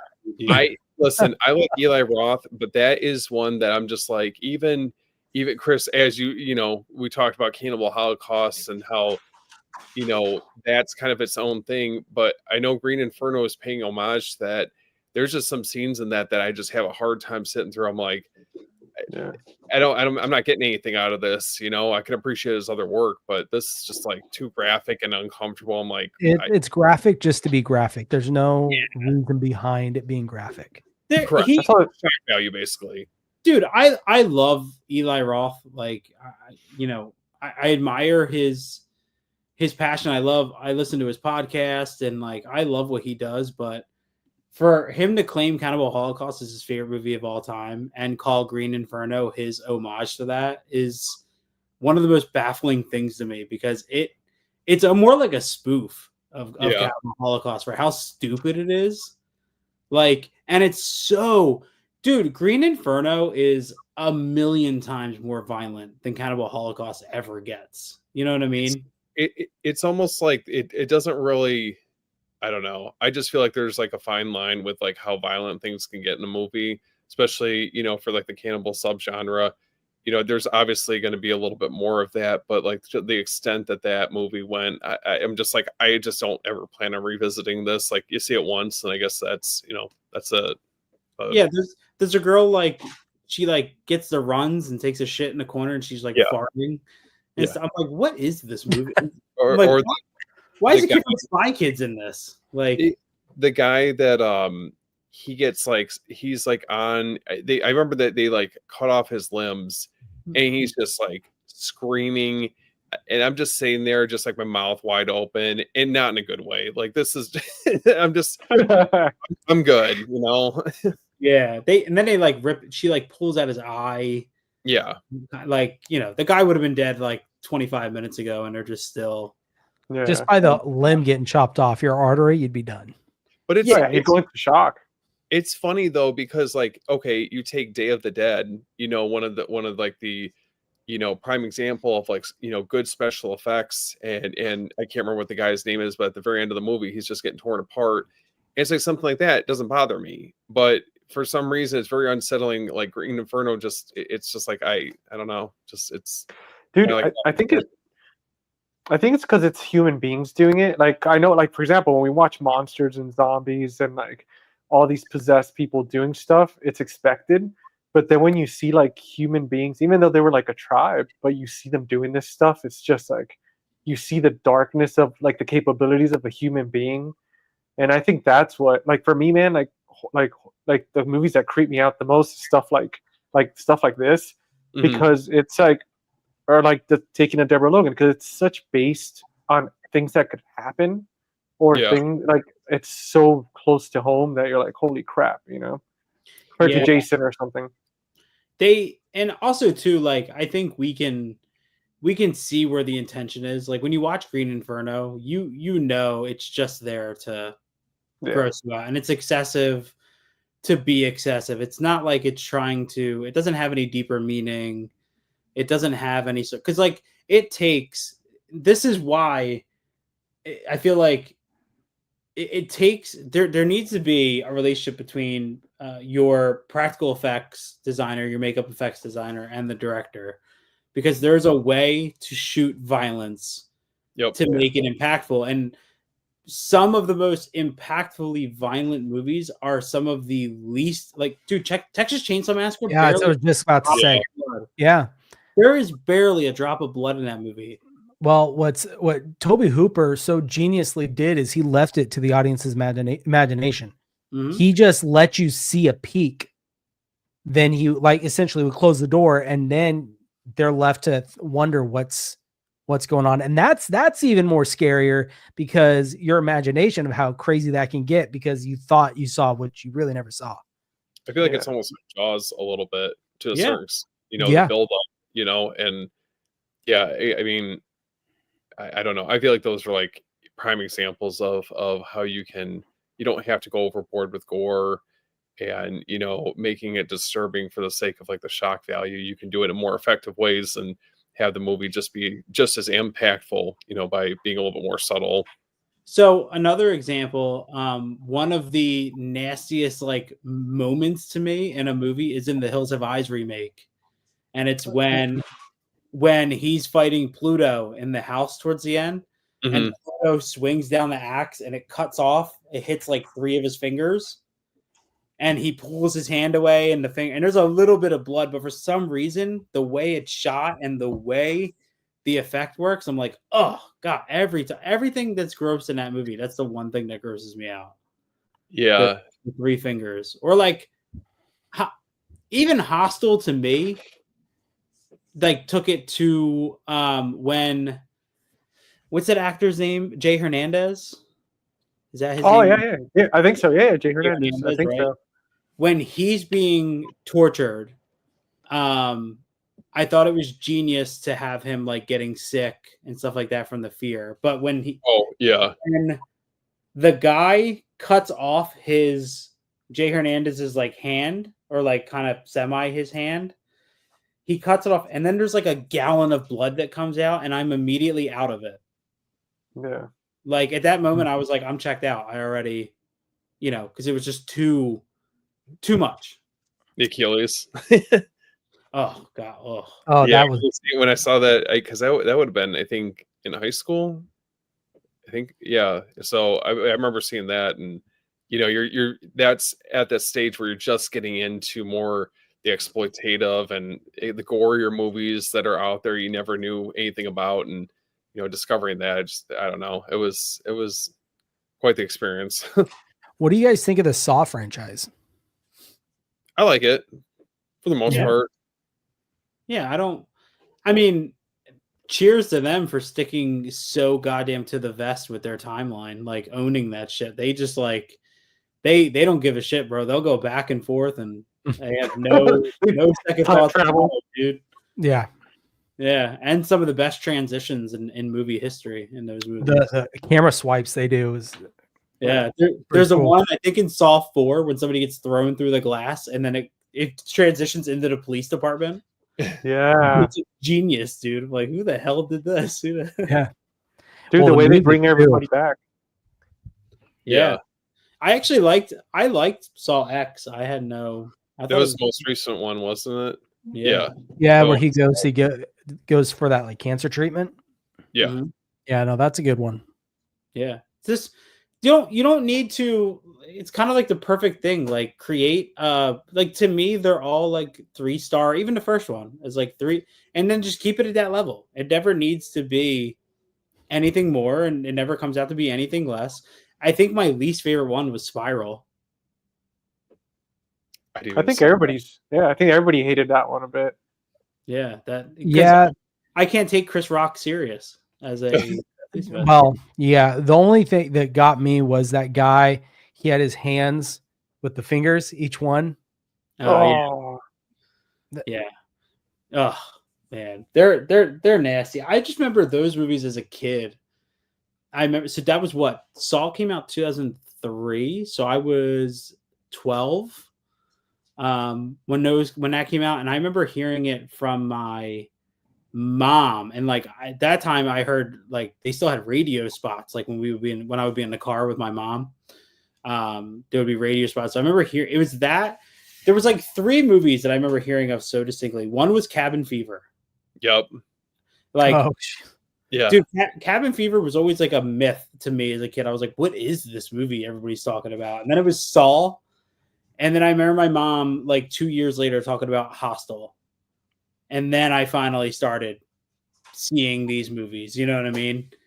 But those three were like, I heard them on the radio, the ads for them. My mom would be talking. We used to go to my brother's baseball games, and my mom would be talking to another player's parents.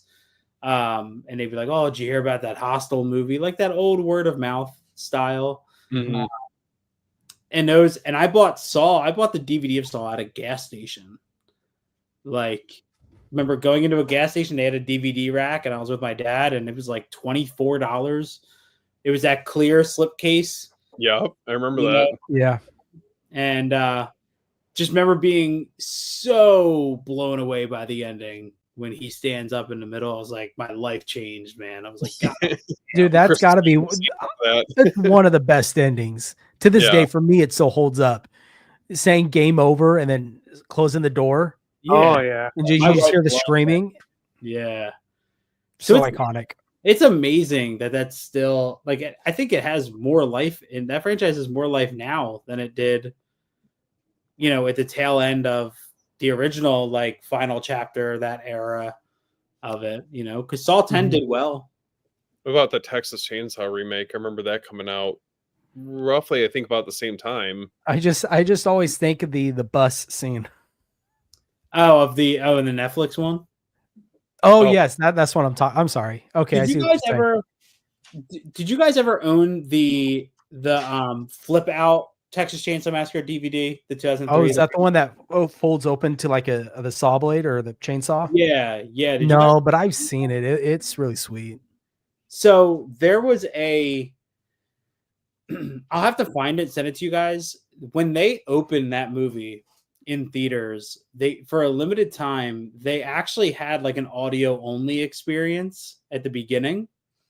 So the movie would be a black screen, and you would hear like footsteps going up and down the aisle. So you'd be in a movie theater, you would hear footsteps, and then you would just hear breathing because they were playing with the surround sound. And then you would hear the sound of a chainsaw in the distance. And then you would hear it get real close. And on that DVD, there was a bonus feature that had that audible experience. It's like maybe a minute and a half long. But they did that in theaters, and it scared the shit out of They people. need to put that back out, Yeah. Yes. like in some release. Yeah, that's a good. And Cabin Fever. That's another one. A lot of those early 2000 early to mid 2000s horror movies, I feel like a lot of them are just missing, maybe some type of like boutique treatment. Just kind of stuck on Blu-ray, I feel like, at this point. Yeah, Well, it's possible because I don't know about boutique, but at least because like we got Thanksgiving, Eli Roth, might be getting some more True. stuff here hopefully soon. I wonder who like is any of the outside of Friday 13 2009, has any of the Platinum Dune stuff else come to 4K? What else has? Trying to think of what else. All those Michael Bay, Oh, I'm gonna have to look this up. there was Friday 13th, there was Texas Chainsaw Massacre, there was. Oh, you know what else we need an update of? We need the Hitcher remake. Sorry, that was a random. I haven't seen that in so long. But the Hitcher remake is really good, and nobody ever. So it was Sean Bean playing the Hitcher. Let's see, Platinum Dunes. I'm trying to think of what else they did put out. The best and worst of the Platinum. Oh, here's a ranking from Game Rant Ooh. of all I places. wouldn't mind seeing My Bloody Valentine, the remake, on like a 4K, and nothing like crazy, but it would be cool to add it to the They collection. put out the 2014 Ninja Turtles movie. Oh my God, they did. Yeah, that's what I'm seeing. They did, and the remake. Oh, so Amityville Horror. Okay, Well, so we got the 4K of that. Yeah, Texas Chainsaw Massacre: The Beginning, the Hitcher remake, Friday 13th, and A Nightmare on Elm Street. So, Texas Chainsaw Massacre: The Beginning is really good. I don't know how you guys feel about that movie, but that's a really good Texas Chainsaw Massacre movie. Nightmare on Elm Street 2010. I need to revisit that again. What's the one Texas Chainsaw, and I can't remember the actress's name. Alexandra Daddario. Which one was that?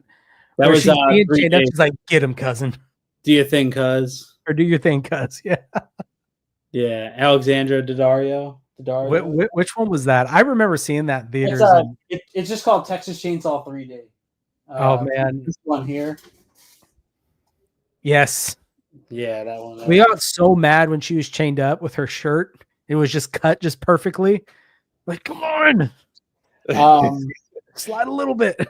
I think we need. Honestly, I would be happy to get House of Wax on 4K, the remake of House of Wax, because that's really good.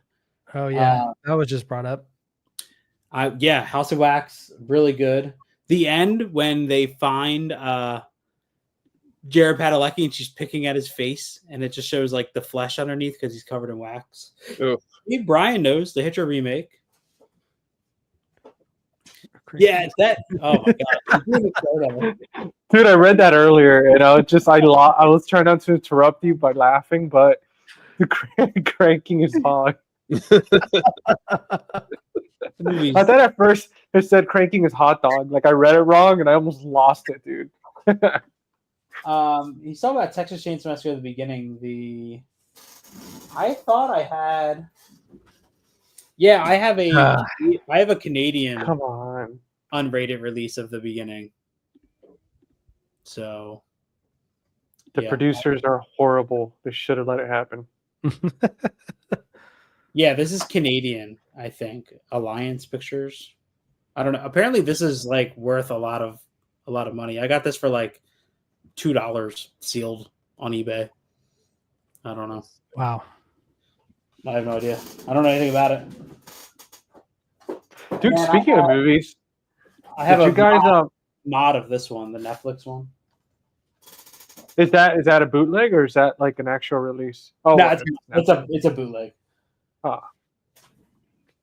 Do you guys did you guys make a list of your movies, of your V-Day movies? Because I got a stack here, but it's not really. I know this is mostly a horror thing, but I did grab a few here that Go through them. Let's go, man. yeah. Valentine's Day this year, I didn't get to really watch anything. Dude, same here, man. Except I watched this. Oh, Bedazzled. Dude, that's another one that's stuck on DVD, isn't it? Yeah, I think so. Oh damn, I don't remember, or if Brian did a video talking about how they made that. Maybe it did come out on Blu-ray, but it was like out of print or something. I don't remember. Oh yeah, I think it did. It's just really hard to find. Yeah, it's kind of like Dogma style, but yeah, dude, I got a few like old school movies that I know. I mean, obviously, A Bloody Valentine. You got to watch it in 3D. And then I got some comedies, man. Like I don't know if you guys are a fan of Anna Faris, but dude, this movie. What? Damn, bro! I thought you were just about to pull Lover's Lane. Number. Oh yeah, dude, so funny, man. And then it got another Chris Evans, which is Before We Go. Yeah, and this freaking this one here. So, are you a No Strings Attached fan, or are you a Friends with Benefits fan? Dude, so I'm actually a fan of both. Okay. There you go, dude. And then we got, because I think 80s Made was talking about this one and was freaking love this movie. And then obviously two of my absolute favorites, which is Midnight in Paris. Dude, if you guys haven't seen this one, so damn good, man. I love that movie. Anything that has to do with time travel kind of type stuff. Yeah. And then the Before trilogy. Nice. I thought you were about to pull Time Traveler's Wife after you said that. Yeah, I don't have that one, man, but it's that's another one that's a good one. Like, I mean, I saw that in theaters. Yeah, did you like it? Bro, that was a long time ago, man. Seeing all those made me think. What was one my wife and I do watch a lot? How to Lose a Guy in 10 Days. That's a good one. Yeah. You guys ever? That's a good one. I enjoy that Um, one. My wife showed me some of her favorites. She showed me When in Rome. Okay. That was a good one. I enjoyed that one a lot. And then there's another one I can't remember, and I hope she hears this and she'll yell it. It's with Gerard Butler and P.S. I Love You, I think. Katherine Heigl. We're like one. No, I know what you're talking about. Hold on, let me see if she's out here. Mega Desk. What's that movie you like with Gerard Butler and Katherine Heigl? Yeah, he's like a bounty hunter or something. I remember something like that. The Ugly Truth. Ugly. That's a good movie too. Yeah, The Ugly Truth. I enjoy that one. That's the one where she's like trying to figure out what's going on in that the UFC, the MMA ring, and all that stuff. Isn't that in that one? I don't know. I don't know if that's that one. Maybe it's a different one with Katherine Heigl then, because no, Gerard Butler's like a bounty hunter, and then he's like trying to like take her in, and she's his ex-wife or something. No, wait, talking about The Bounty Hunter? No, this one's isn't The Ugly Truth like where she's like her ex-husband's Gerard Butler, and he's trying to arrest her. Arrest her, but I think you're thinking of literally the movie's called The Bounty Hunter. Really? Oh man. Okay, I got to figure out this movie. No, it's not The Ugly Truth that I'm thinking. Yeah, so she's a television producer who does a segment on like modern day relationships. That's Ugly Truth. GC's gone. What happened? I don't know, man. Okay, so watch this one. Nice. Yeah, so I figured throw this one into the mix. Oh, there you go. Yeah, so trying to. I'm slowly coming around to that. The Bride of Chucky has never been my favorite of the franchise, but it took me a while to warm up to because I like the first three so much, and I feel like a lot of the sequels I just didn't get into quite as much. But I've been going back and like rewatching them over like the last couple of years to. Dude, Bride looks incredible in 4K. Yes. They did a very good job with them. Yeah, I watched it. I have the Arrow box set, the 4K ones, and like I was blown away by how good Bride of Chucky looked. I mean, how good all of them look. For sure. So, real quick, just go back. I was asking like the MMA thing. It's called One for the Money. Oh, One for the Money. That's what I'm thinking. Okay, sorry. Go ahead, Steven. Yeah, but yeah, I had a chance to I watched. So I kind of got in the mood to try and knock out some of the Child's Play movies, just to have them in my collection. So I think I caught on a Scream Factory sale. So I got the first four, that one included, and I think they knocked it out of the park with how nice the transfers looked. Yeah, they did. I think because my Arrow set is the same transfers. It's literally the same bonus features too. Like it says in my bonus, Arrow has that brief description when you click on a bonus feature. They all say like produced by Scream Factory, produced by Scream You like Factory. the set? Like how did that stack up versus like the individual releases? So here's my only issue with it. First of all, these don't line up. The lid art and the box art don't line up. Oh, okay. I've seen that on a few different people's releases of it. And everything is really smushed in. Like, look at the book. That's tight. Yeah, it's extremely tight. Like, how many films does it come with? So it's everything, including the documentary Living with Chucky. Wow. Child's Play is on Blu-ray, so I have the first Child's Play, the Scream Factory 4K that I bought. And then Living with Chucky's Region B locked. Okay. But like my booklet is like this now man. because of how it's housed in here. So, but outside of that, I love like the artwork. Each one's in like these little plastic sleeves. So I like, and I got this cheaper than it would have cost me to just get the first three on 4K from Scream Factory. This whole set was like $80 when I got it. That's not bad. So, No, not at all. Oh, that's cool packaging. Or cool art. Yeah, I really dig that. And then Yeah, I still need to get Seed of Chucky on. I have Up to Bride. I just need to get the other ones. Well, the originals look fantastic. Like, you guys know I'm not a 4K purist, but the first time I put on Child's Play 2 out of the set, I was blown away at how good it looked. And then I think right after 2, I watched Bride, and I was even more impressed. Yeah, no, they look good. What I always forget, it's 2. That's the one where they're in the factory, the toy factory. Yeah. Mm-hmm. Dude, that toy factory scene, and when they melt that stuff all over Chucky, it looks so good. Yeah. Yeah. What's your guys' favorite Child's Play movie? I like to. I think 2. Yeah. Ah, Whoa. audio. Buddy.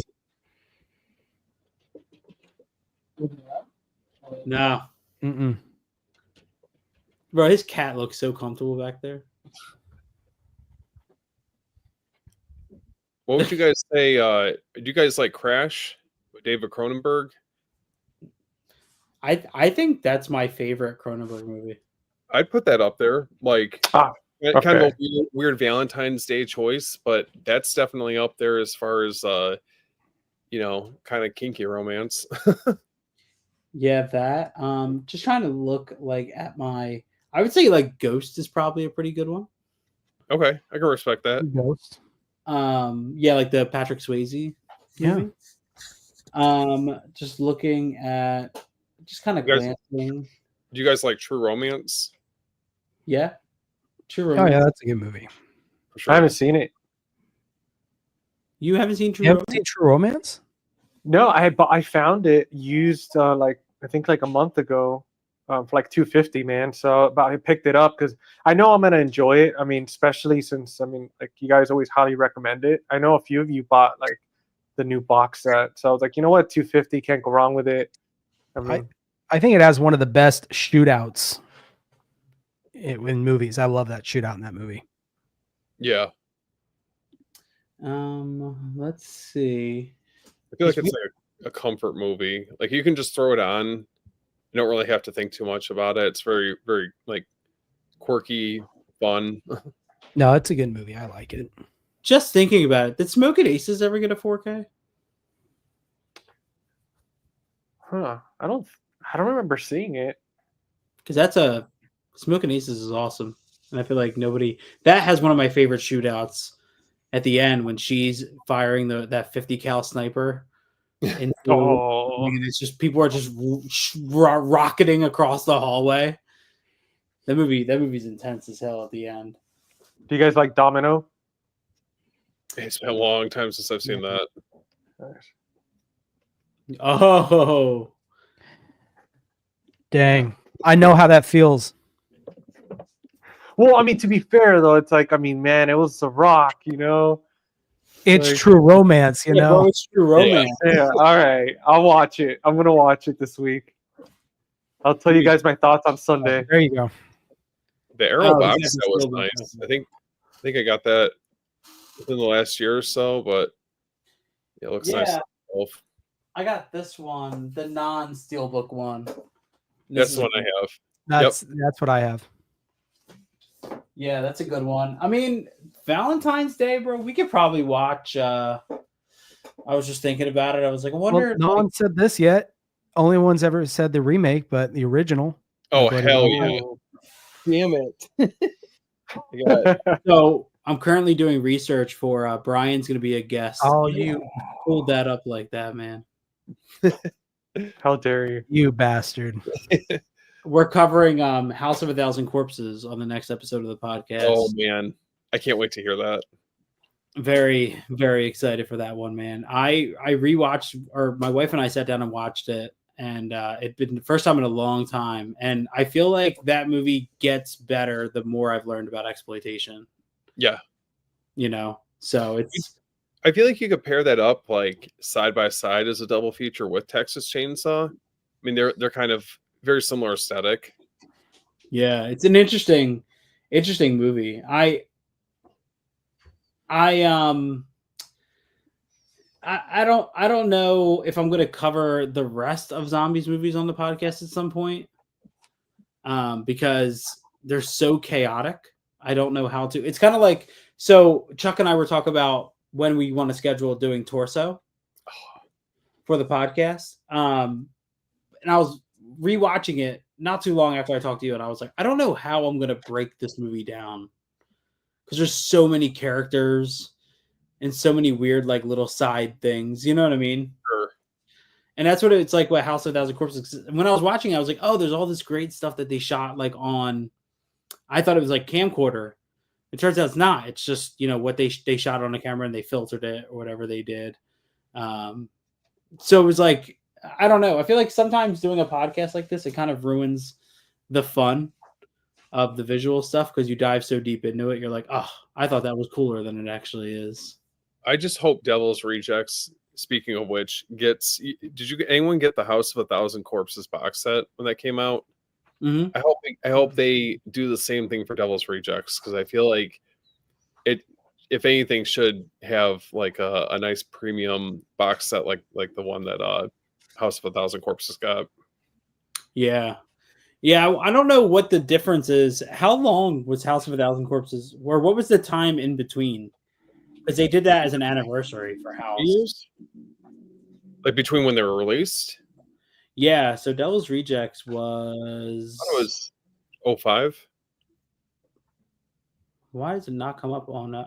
05. Okay, so it was only a couple years from House of a Thousand Corpses. 2 years. Okay.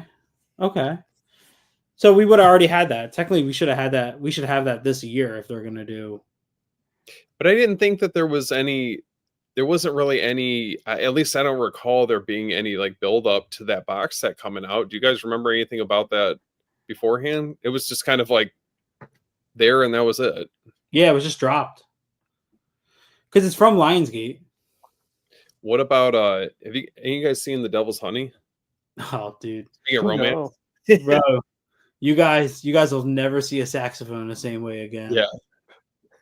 It's going to give it a whole new meaning. This is one that I feel like can kind of fit that romantic vibe. Do you have the signed Christina Bertolucci card with yours? I don't know if I do. Was it separate? I don't think I do. Let me see. Is that the 4K? Yeah. Yeah, this was... I don't know if it was part of a package or what, but this was part of it. Or the Bianca Marciella, this one here. That's sick. As you guys can see, there's an interesting scene with a saxophone right at the beginning of this movie. It's what is so it? easy, Devil man. Honey? Yeah. If you guys haven't watched it, please pick it up. But you know what's really funny about this movie? It's kind of like the ultimate feminist movie. Yeah. Because it's about a woman who pretty much sexually tortures the man who she claims responsible for the death of her lover. And it's great, dude. Like, so well done. This whole entire movie is awesome. I did watch this past week. I don't know if you've ever seen this, Steve. Dr. Butcher or Zombie Holocaust. Yes. Yeah. Yeah. This was great. Yeah, I feel like it's so I saw that with Burial Ground because I believe, who put that out? Was it 88? I think 88. And it was Severin put them out in the US, both of them. Hold on. Let me get it mixed up. Because I have this Burial Ground from last year from Severin. Yeah, so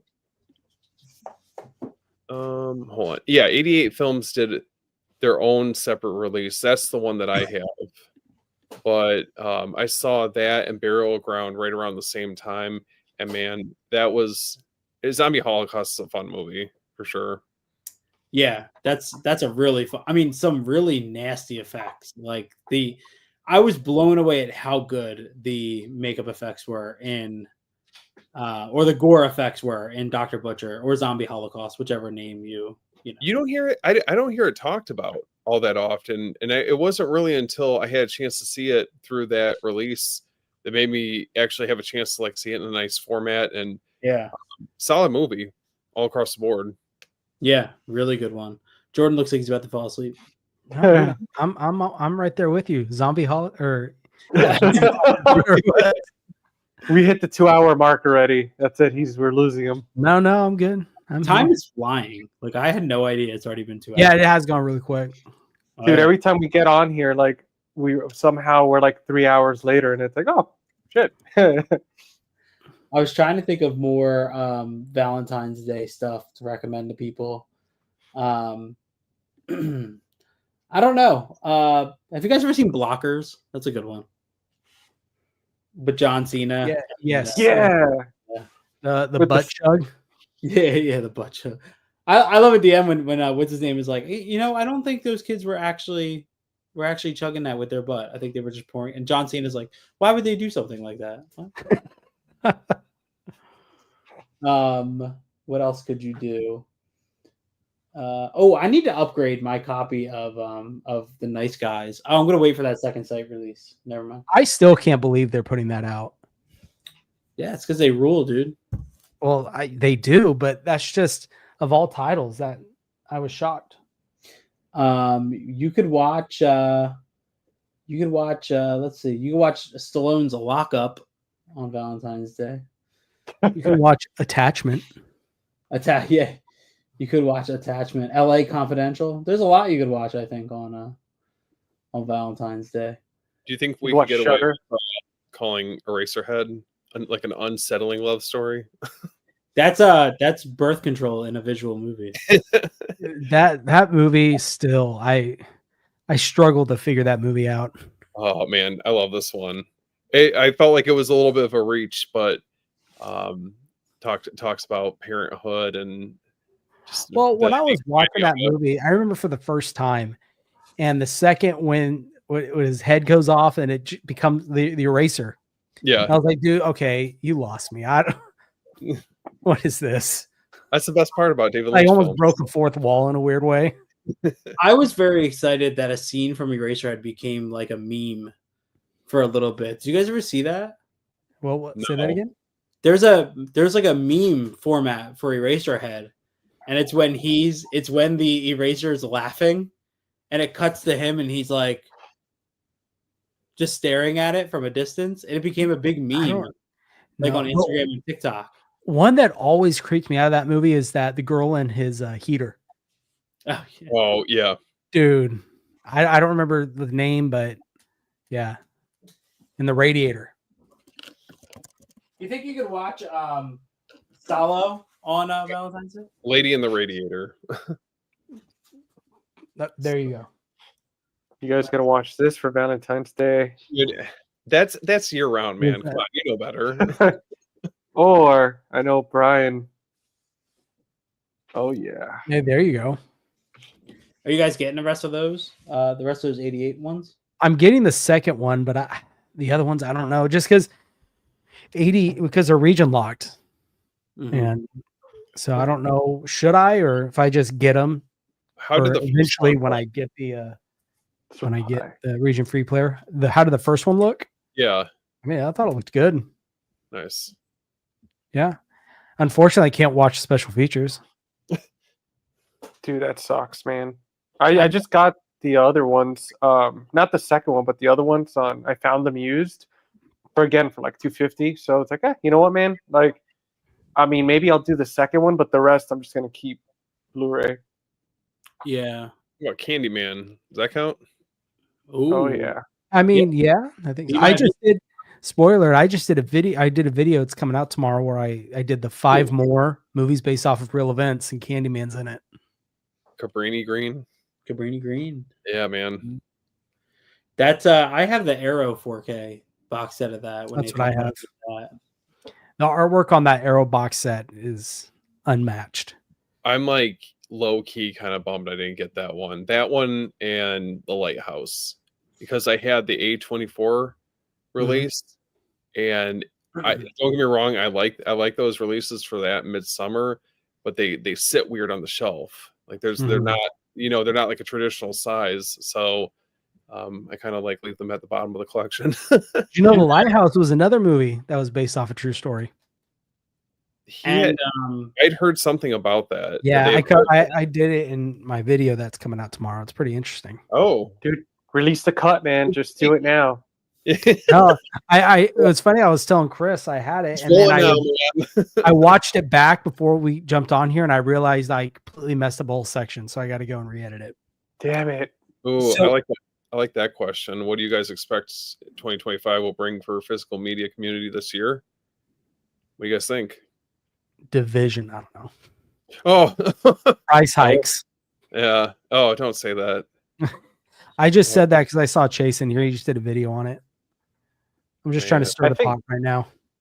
I think the community is going to get bigger, man, because like, especially with all the price hikes going up with streaming and stuff. And I've been talking to a lot of people lately, Yeah. and they're all like new to collecting, and they're all just Mhm. asking a lot more questions. And I think the community is going to get a lot bigger.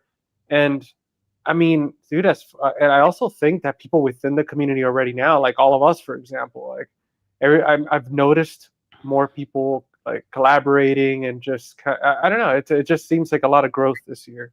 Hopefully. Yeah, I think people are catching on to the idea that streaming's really not what it's all cracked up to be. I mean, now you've got even these paid versions now are getting ads, and people are just getting sick of it. So Yeah. I think you're going to see a big push and a big jump in physical media collectors this year for sure. for the community, I'm not really sure. I don't know. I mean, it's kind of hard to I'll be honest, I hate how long in advance we get announcements. Nightmare on Elm Street. Well, not even that, because like I I think- just hate that like Arrow and all them are announcing like May slates. Well, Umbrella, I mean, I think they're the biggest one. Yeah, like I don't want to, like, I honestly, like, I miss when it was like, oh, like Arrow was always like, hey, here's 2 months from now. Umbrella, it's like, what's coming out in October and it's June. You know what I mean? Is there any releases you guys are hoping for that haven't been announced this year? Any certain Uh, titles on your want list? Well, what is it? Why can't I think of the name? Con Air. The Descent. I know it's coming to 4K Oh. because the director confirmed it. He just said it's not coming from Second Sight. Put me down for that. I just watched. My wife and I just watched that. Well, I've seen it before, but she had never seen it. Yeah. And she was like, "This is like, how have I never heard of this?" Well, it's what's crazy is I just rewatched it recently too. On the Blu-ray, looks amazing. Yeah, That Yep. Blu-ray looks really good. I'm trying to think of. The Rock. We need The Rock. Oh, in yeah. 4K. All those. We need a bunch of we need all of Nick Cage's movies on 4K. We need a Michael Bay 4K box set is what we need. Wasn't Yeah. Christian talking about Hostel? Wasn't Hostel supposed to be getting a new release? In the near Yeah. Yeah, that was Mhm. pretty much confirmed. Yeah, because that's another. Give me because Cabin Fever, man. I want Cabin Fever. Yes. I want The Fly, Cronenberg's The Fly. Oh yes, That's Yeah. one. Rabid. yeah. Any of his earlier stuff, I would take any of it. Yeah. And I could see Second Sight putting out The Fly. I feel like that's right. It gives you hope though, just because now they went from Criterion having both the Scanners and the Brood, and those box sets. I know I haven't gotten them yet, but I keep coming back to them. I'm like, these are gorgeous. Like, if you imagine getting the Fly, getting that type of treatment, it'd be Yeah. nuts. I'm pretty sure Elijah Wood's remake of Maniac is supposed to get an upgrade this year. That's one I would love to pick up. Or Tusk. Oh, My yeah. Tusk Blu-ray is signed, so I'm good with keep holding on to that one. Anyway. Who signed it? No, it's signed by Kevin Smith. Nice. Oh, that's cool. There was another one I was just thinking of. That's Sweet, cool. dude. That's cool. That I wanted. Oh, The Void. We need a physical release of The Void. Oh yeah, we definitely need that. Yeah. Do we know? Do we know if the Crazies is on 4K? The original? No, the remake with I forgot the actor's name. Oh, Timothy, is it Timothy Oliphant? Is it that one? I think so. Yeah. I would like to see the original one. I mean, it's not like top of my list, but speaking of which, I wouldn't mind seeing that get a 4K. Yeah, I don't know. I mean, I don't really expect much. I want Umbrella to keep putting out cool shit. I feel like there's a little bit of a lag in Umbrella releases that I'm excited for outside of Storm Warning. Umbrella, I can never predict what they're going to put out. They're one of those labels that just kind of, they always surprise you what they're going to do. Yeah. And that's why I'm happy that now we're doing what we're doing in our little friend group. Until Anything. You can't buy anything. That's it, man. I'm cut off. Yeah. You know what? I'm gonna try to watch. Well, it might be a little late. I don't know. We'll see. Maybe after the. I might watch it tonight before bed. Just to tuck me in. A little true romance. You know what is one? Club Dread. That's one I would love to get on. I have a boot of it. This one here. This is one I would love to just get at least a Blu-ray release of. How about Fright Night 2? Yeah. Hell yeah. I have a boot of that too. Yeah. Or Prom Night 2. I would welcome either of those. Yeah, Fright Night 2. Damn. Dude, by the way, if my camera cuts off, my battery died because I still need to get one of those dead batteries, like the one that you're using, Jordan. That plugs in as well. Well, yeah, that's what I need to get one of those because one of my batteries already died, and this one I don't know if it's like around like 30% or something. So with mine, what's really cool is mine's plugged into my computer, obviously, because it does it for webcam. Yeah. But if I plug in my laptop, it actually charges my camera. Oh, but it's USB-C, right? Yeah. Oh, okay. Yeah, it's USB-C into my laptop, and it's fine. It's not doing anything. Oh, dude, mine's like regular USB, like in the laptop's end, because I have like an old MacBook.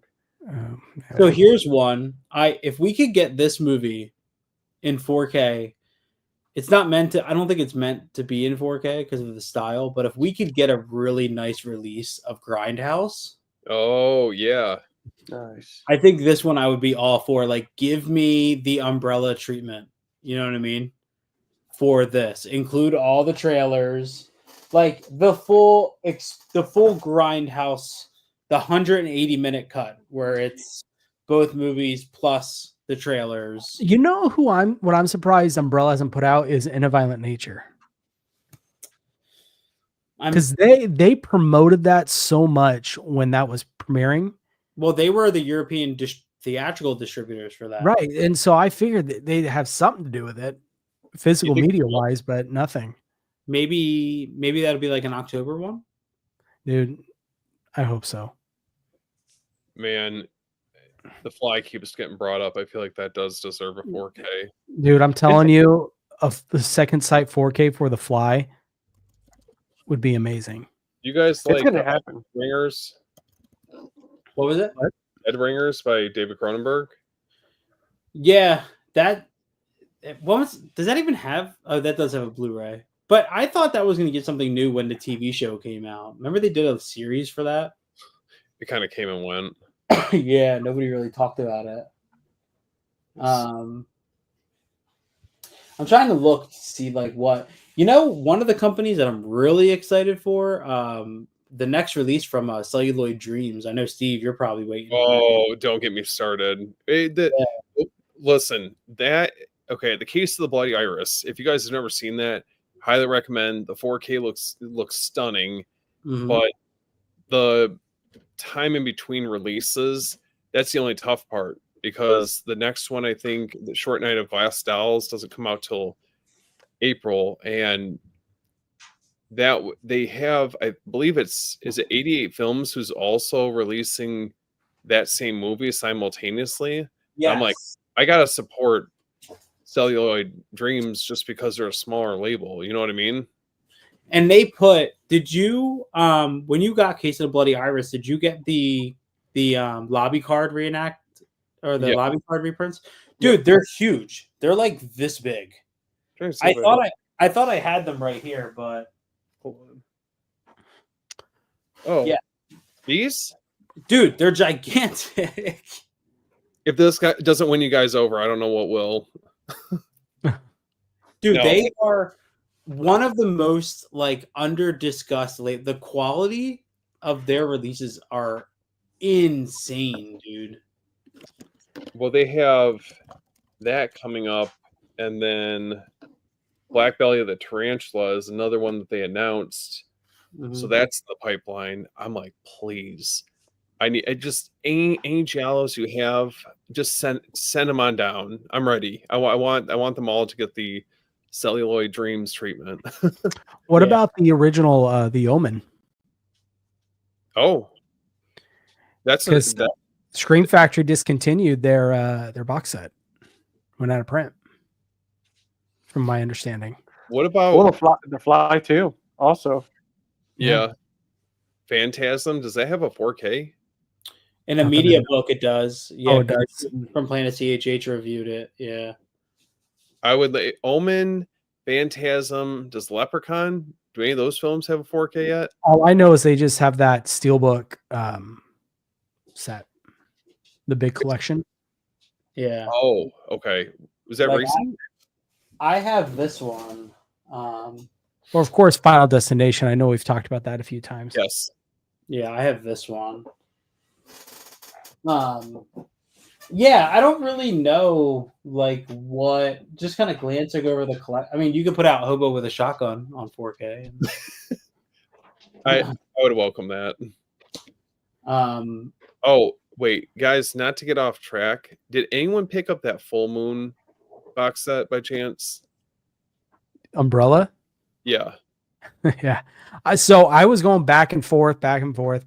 So on that little group buy, I threw it in there. Did I miss that? I maybe I don't know. But we're doing it again for Storm Warning. So okay. We need Species 2 and 3 on we need an upgrade of those. Just saying. Wait, Species? Yeah, 2 and 3. 2 and 3 were a Scream Factory double pack. And they put out the first movie on 4K, but they didn't do anything with 2 and 3. Did they? I thought they were. Did they not release 2 on 4K? Did they release 2 on 4K and I just missed it? Well, how about In the Mouth of Madness? I think they Yes. did. Oh yeah. Oh yes. Please Get put that on there. Who's keeping track of all these? Oh, okay, Species 2 did get a 4K. I forgot about that. So I have a question. I did a live with John Doe Juggalo a few days ago. He was talking about a movie, Rabid Grannies. Has anybody seen that? Mm-mm. Yeah, Rabbit Granny. I feel like Chris, you'd be the one out of us all that's seen it. I'm pretty sure is Rabbit Granny's not. Is that not a trauma movie? I don't know, but it was a Vinegar Syndrome release. Yeah. I feel like I'm trying to remember why I saw that. It doesn't look like it was trauma. Oh no, it was trauma. Yeah, it was trauma. I'm trying to remember why I saw this. Because if I'm going in images and the first image that comes up I know of, but I can't tell you anything about the plot or anything at all. Yeah, okay. Yeah. It's funny how Vinegar Syndrome gets that random trauma stuff. Like they did Rabbit Grannies, they did Mother's Day. Yeah, I was gonna say that one. Cannibal the Musical is technically like a trauma one. It's really cool, man, because Monster Mania, they're, obviously Trauma's from North Jersey. So what's his name's always at Monster Mania? Uncle Lloyd Kaufman. Oh, okay. Yeah, he's always at Monster Mania, and Toxie's always running around. And last time at Monster Mania, I picked up, I haven't watched it yet, Terror Firmer. I don't know if you guys have ever seen that one. Mm. It's this one here. Where the hell is it at? Yeah, this one. This here. Never Still, seen it. yeah, I still haven't seen it. It's a director's cut. It's 125 minutes long from 1999. Wow. It's considered a surrealist masterpiece. So I don't know. We'll see. I don't know. I'm a bigger Trauma fan though than I am a Full Moon fan. Just saying. Oh, Audition. Would you guys? Where would you rank this? Or what's the consensus on Audition? Great, dude. I'm just laughing at GC. He's gonna get slapped. Oh no, they keep going at it. But Dude, this is my life, dude. Like, so Maverick, the shepherd, he just turned 11 months today, and then Charlie over here is 13 years old, and it's just like the guy just likes to nap all the time, and then Maverick is just he walks. I mean, you guys have shepherds, so you know what it's like. They're constantly they cannot stay still. So this dog is always harassing one of us. He just takes turns. Or they're a shadow. They're your shadow. So if you move, they're gonna go right with you. Yep. There's no privacy with freaking Maverick. No. Steve, how is that? Is that the Umbrella release of Audition you showed? Yeah, I How didn't get is that. Nice. I love it. I wish I would have gotten the. You know how it is. Like I kind of have to pick and choose with like the box sets. But that's one that I wish I would have gotten because I've gotten that Kids Bully. Those ones I didn't end up going with like the box sets for them. It's just kind of picking and choosing. But yeah, the Audition transfer, I mean, I thought it looked really nice. They brought back in stock them umbrella. Mhm. Oh, okay. So I picked that up as well. Put that on my most anticipated. I'm hoping Umbrella keeps on with the Larry Clark, and I want them to put out Ken Park, Okay. which is another one of his. That's the director of Kids and Bully. Also directed Marfa Girl 1 and 2. Ken Park is kind of one of his most underrated, and I'm hoping Umbrella got it, and they do. I wish I got those big box editions of Kids and Bully. I know. It's I didn't really know that. I mean, it's pretty reasonable if you're like picking and choosing with some of those box sets. A Lizard and Women's Skin, that's another one that I wish I would have gotten the box set for, but it just is what it is. I'm like, maybe one day, you know. Yeah, I've seen people selling them like on Facebook Marketplace, and every time people are selling something I need on Facebook Marketplace, I'm never like, it's always like the paycheck where I have rent. You know what I mean? Or Yep. like you know, Respect. Well, that's why someone is selling on eBay right now for $250. I think $250. Winnie the Pooh Blood and Honey umbrella 1 and 2. $125 a piece doesn't. I mean, I wouldn't pay that, but that doesn't No. sound. No, but I can't afford that right now. See, that's I was kind of going off what you said, Chris. Like it just happens to be. Yeah, like this. Even this, this paycheck was nice because I had a bonus and stuff. But I was even like, do I want to pay $50 for a popcorn bucket? No, That's you know what? That's I think Synapse put it out. I want to get that movie, Popcorn. I've never seen it. Oh, dude. Oh man, my wife's gonna be. I don't know if she can hear this, but she loves that movie, dude. Yeah. That's one I hope gets a nice new. I think that movie deserves a new release, dude. That movie's so goddamn cool. Oh, Chris, you'd appreciate this Castle Freak. Yeah. Oh, that needs. Love to see that get like some prestige treatment. Yeah. Have you guys ever seen Castle Freak? No.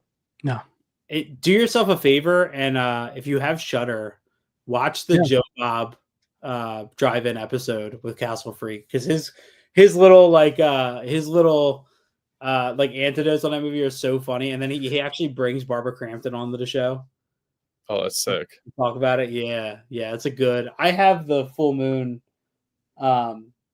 Blu-ray of it, but that's a good You know another one too, Tourist Trap. Yeah, that's a good Oh one. yeah. Yeah, Tourist Trap is also another full moon one that's really underrated. Ooh, Wax Mask. Have you guys seen that? Yeah. No. Dario Argento presents. Severin's probably going to do a 4K of that. I'm just eagerly awaiting Night Killer on 4K. It's the 4K that I know I need. You think that'll ever actually happen? You can never say never. I mean, Severin has gone back and gone through some of those titles that, like Eaten Alive and trying to think of some of the other ones. Yeah. They had them on Blu-ray and they upgraded them. It's so shocking they did Eaten Alive on 4K. That's crazy. I was just watching Christian. He just did a video, and I didn't realize this. Severin do a 4K of Overboard. Oh yeah, yeah, the Goldie Hawn, Kurt Russell one, right? Yeah. Yeah. You know what I want? I want On Golden Pond on 4K. Wax Mask was it was a fun watch. I'd recommend watching it before if you're considering purchasing it. I don't know if it's one that I feel like I need in my collection, but it's cool. Did you get it on sale or when it initially came out, or? No, I got it on sale. I need to watch it again. I just know that there's some incredible practical effects in this movie. Yes. Like absolutely incredible. Have you guys ever seen this? I don't think I've seen that. No. So this is not typical Severin. This was a made-for-TV movie on BBC in the 4K that realistically depicts what life would be like if a nuclear bomb was to be dropped. Feel like I might have seen that. It was like, that sounds really familiar. Dude, it's terrifying. It's from 1984. It's almost 2 hours long. And it is one of the most like bleak.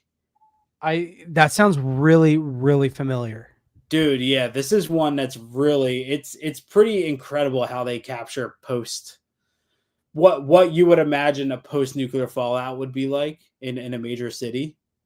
And they showed this to kids in school. Yikes. Like there's nothing, the movie's not like incredibly violent or anything like that, but it's extremely traumatic. So if you ever really want to put yourself through it, this is typically, if you really read a lot of like scariest movies of all time lists, this is usually on them in some capacity. Oh, it's on Tubi. It's on Tubi for free. Well, which one? Threads. Threads. Yeah. Oh, I think that's where I saw Wax Mask initially. Jordan's like, shut up, it's 2.5 hours. Yeah, no, I do have to go though. I'm sorry, guys. Can I plug one last movie? Do it. Oh, yes. Yeah. So my wife and I watched this the other night, and man, it was fun. I hope that's another one I hope gets a 4K at some point down the line. I'd even be okay if Scream Factory just did the 4K transfer and just put the original cover on it. I mean, I feel like not a lot goes into Scream Factory releases, but I didn't like their new artwork for their Blu-ray release of it. The blue. Oh, okay. Yeah. Wait, show the case one more time. Like for because was that holographic or something? This? Yeah, because I saw like, oh, okay. It's probably just a glare. Oh, dude, for a second it looked like the mask. It looked like it was like moving. No, this one. I feel like this one doesn't get talked about enough, just in general, like early 2000 slashers. But Angel the Vampire Killer's in there. Yeah, did he do that movie after that show ended, or was it still playing? Like, was the show still going on? Like Buffy and all that stuff. I mean, how long did I don't even know how long that went for. Jordan's like, shut up. he's like on that note. Sorry, Jordan. Damn it. You're good. All right, guys. I guess it's time to cut it off. That's it. That's it. All right, guys. All right, guys. It's been fun. I'll talk to you guys probably in about 5 minutes. So. Yeah. All right, guys. See ya. All right, see you guys. Later, guys.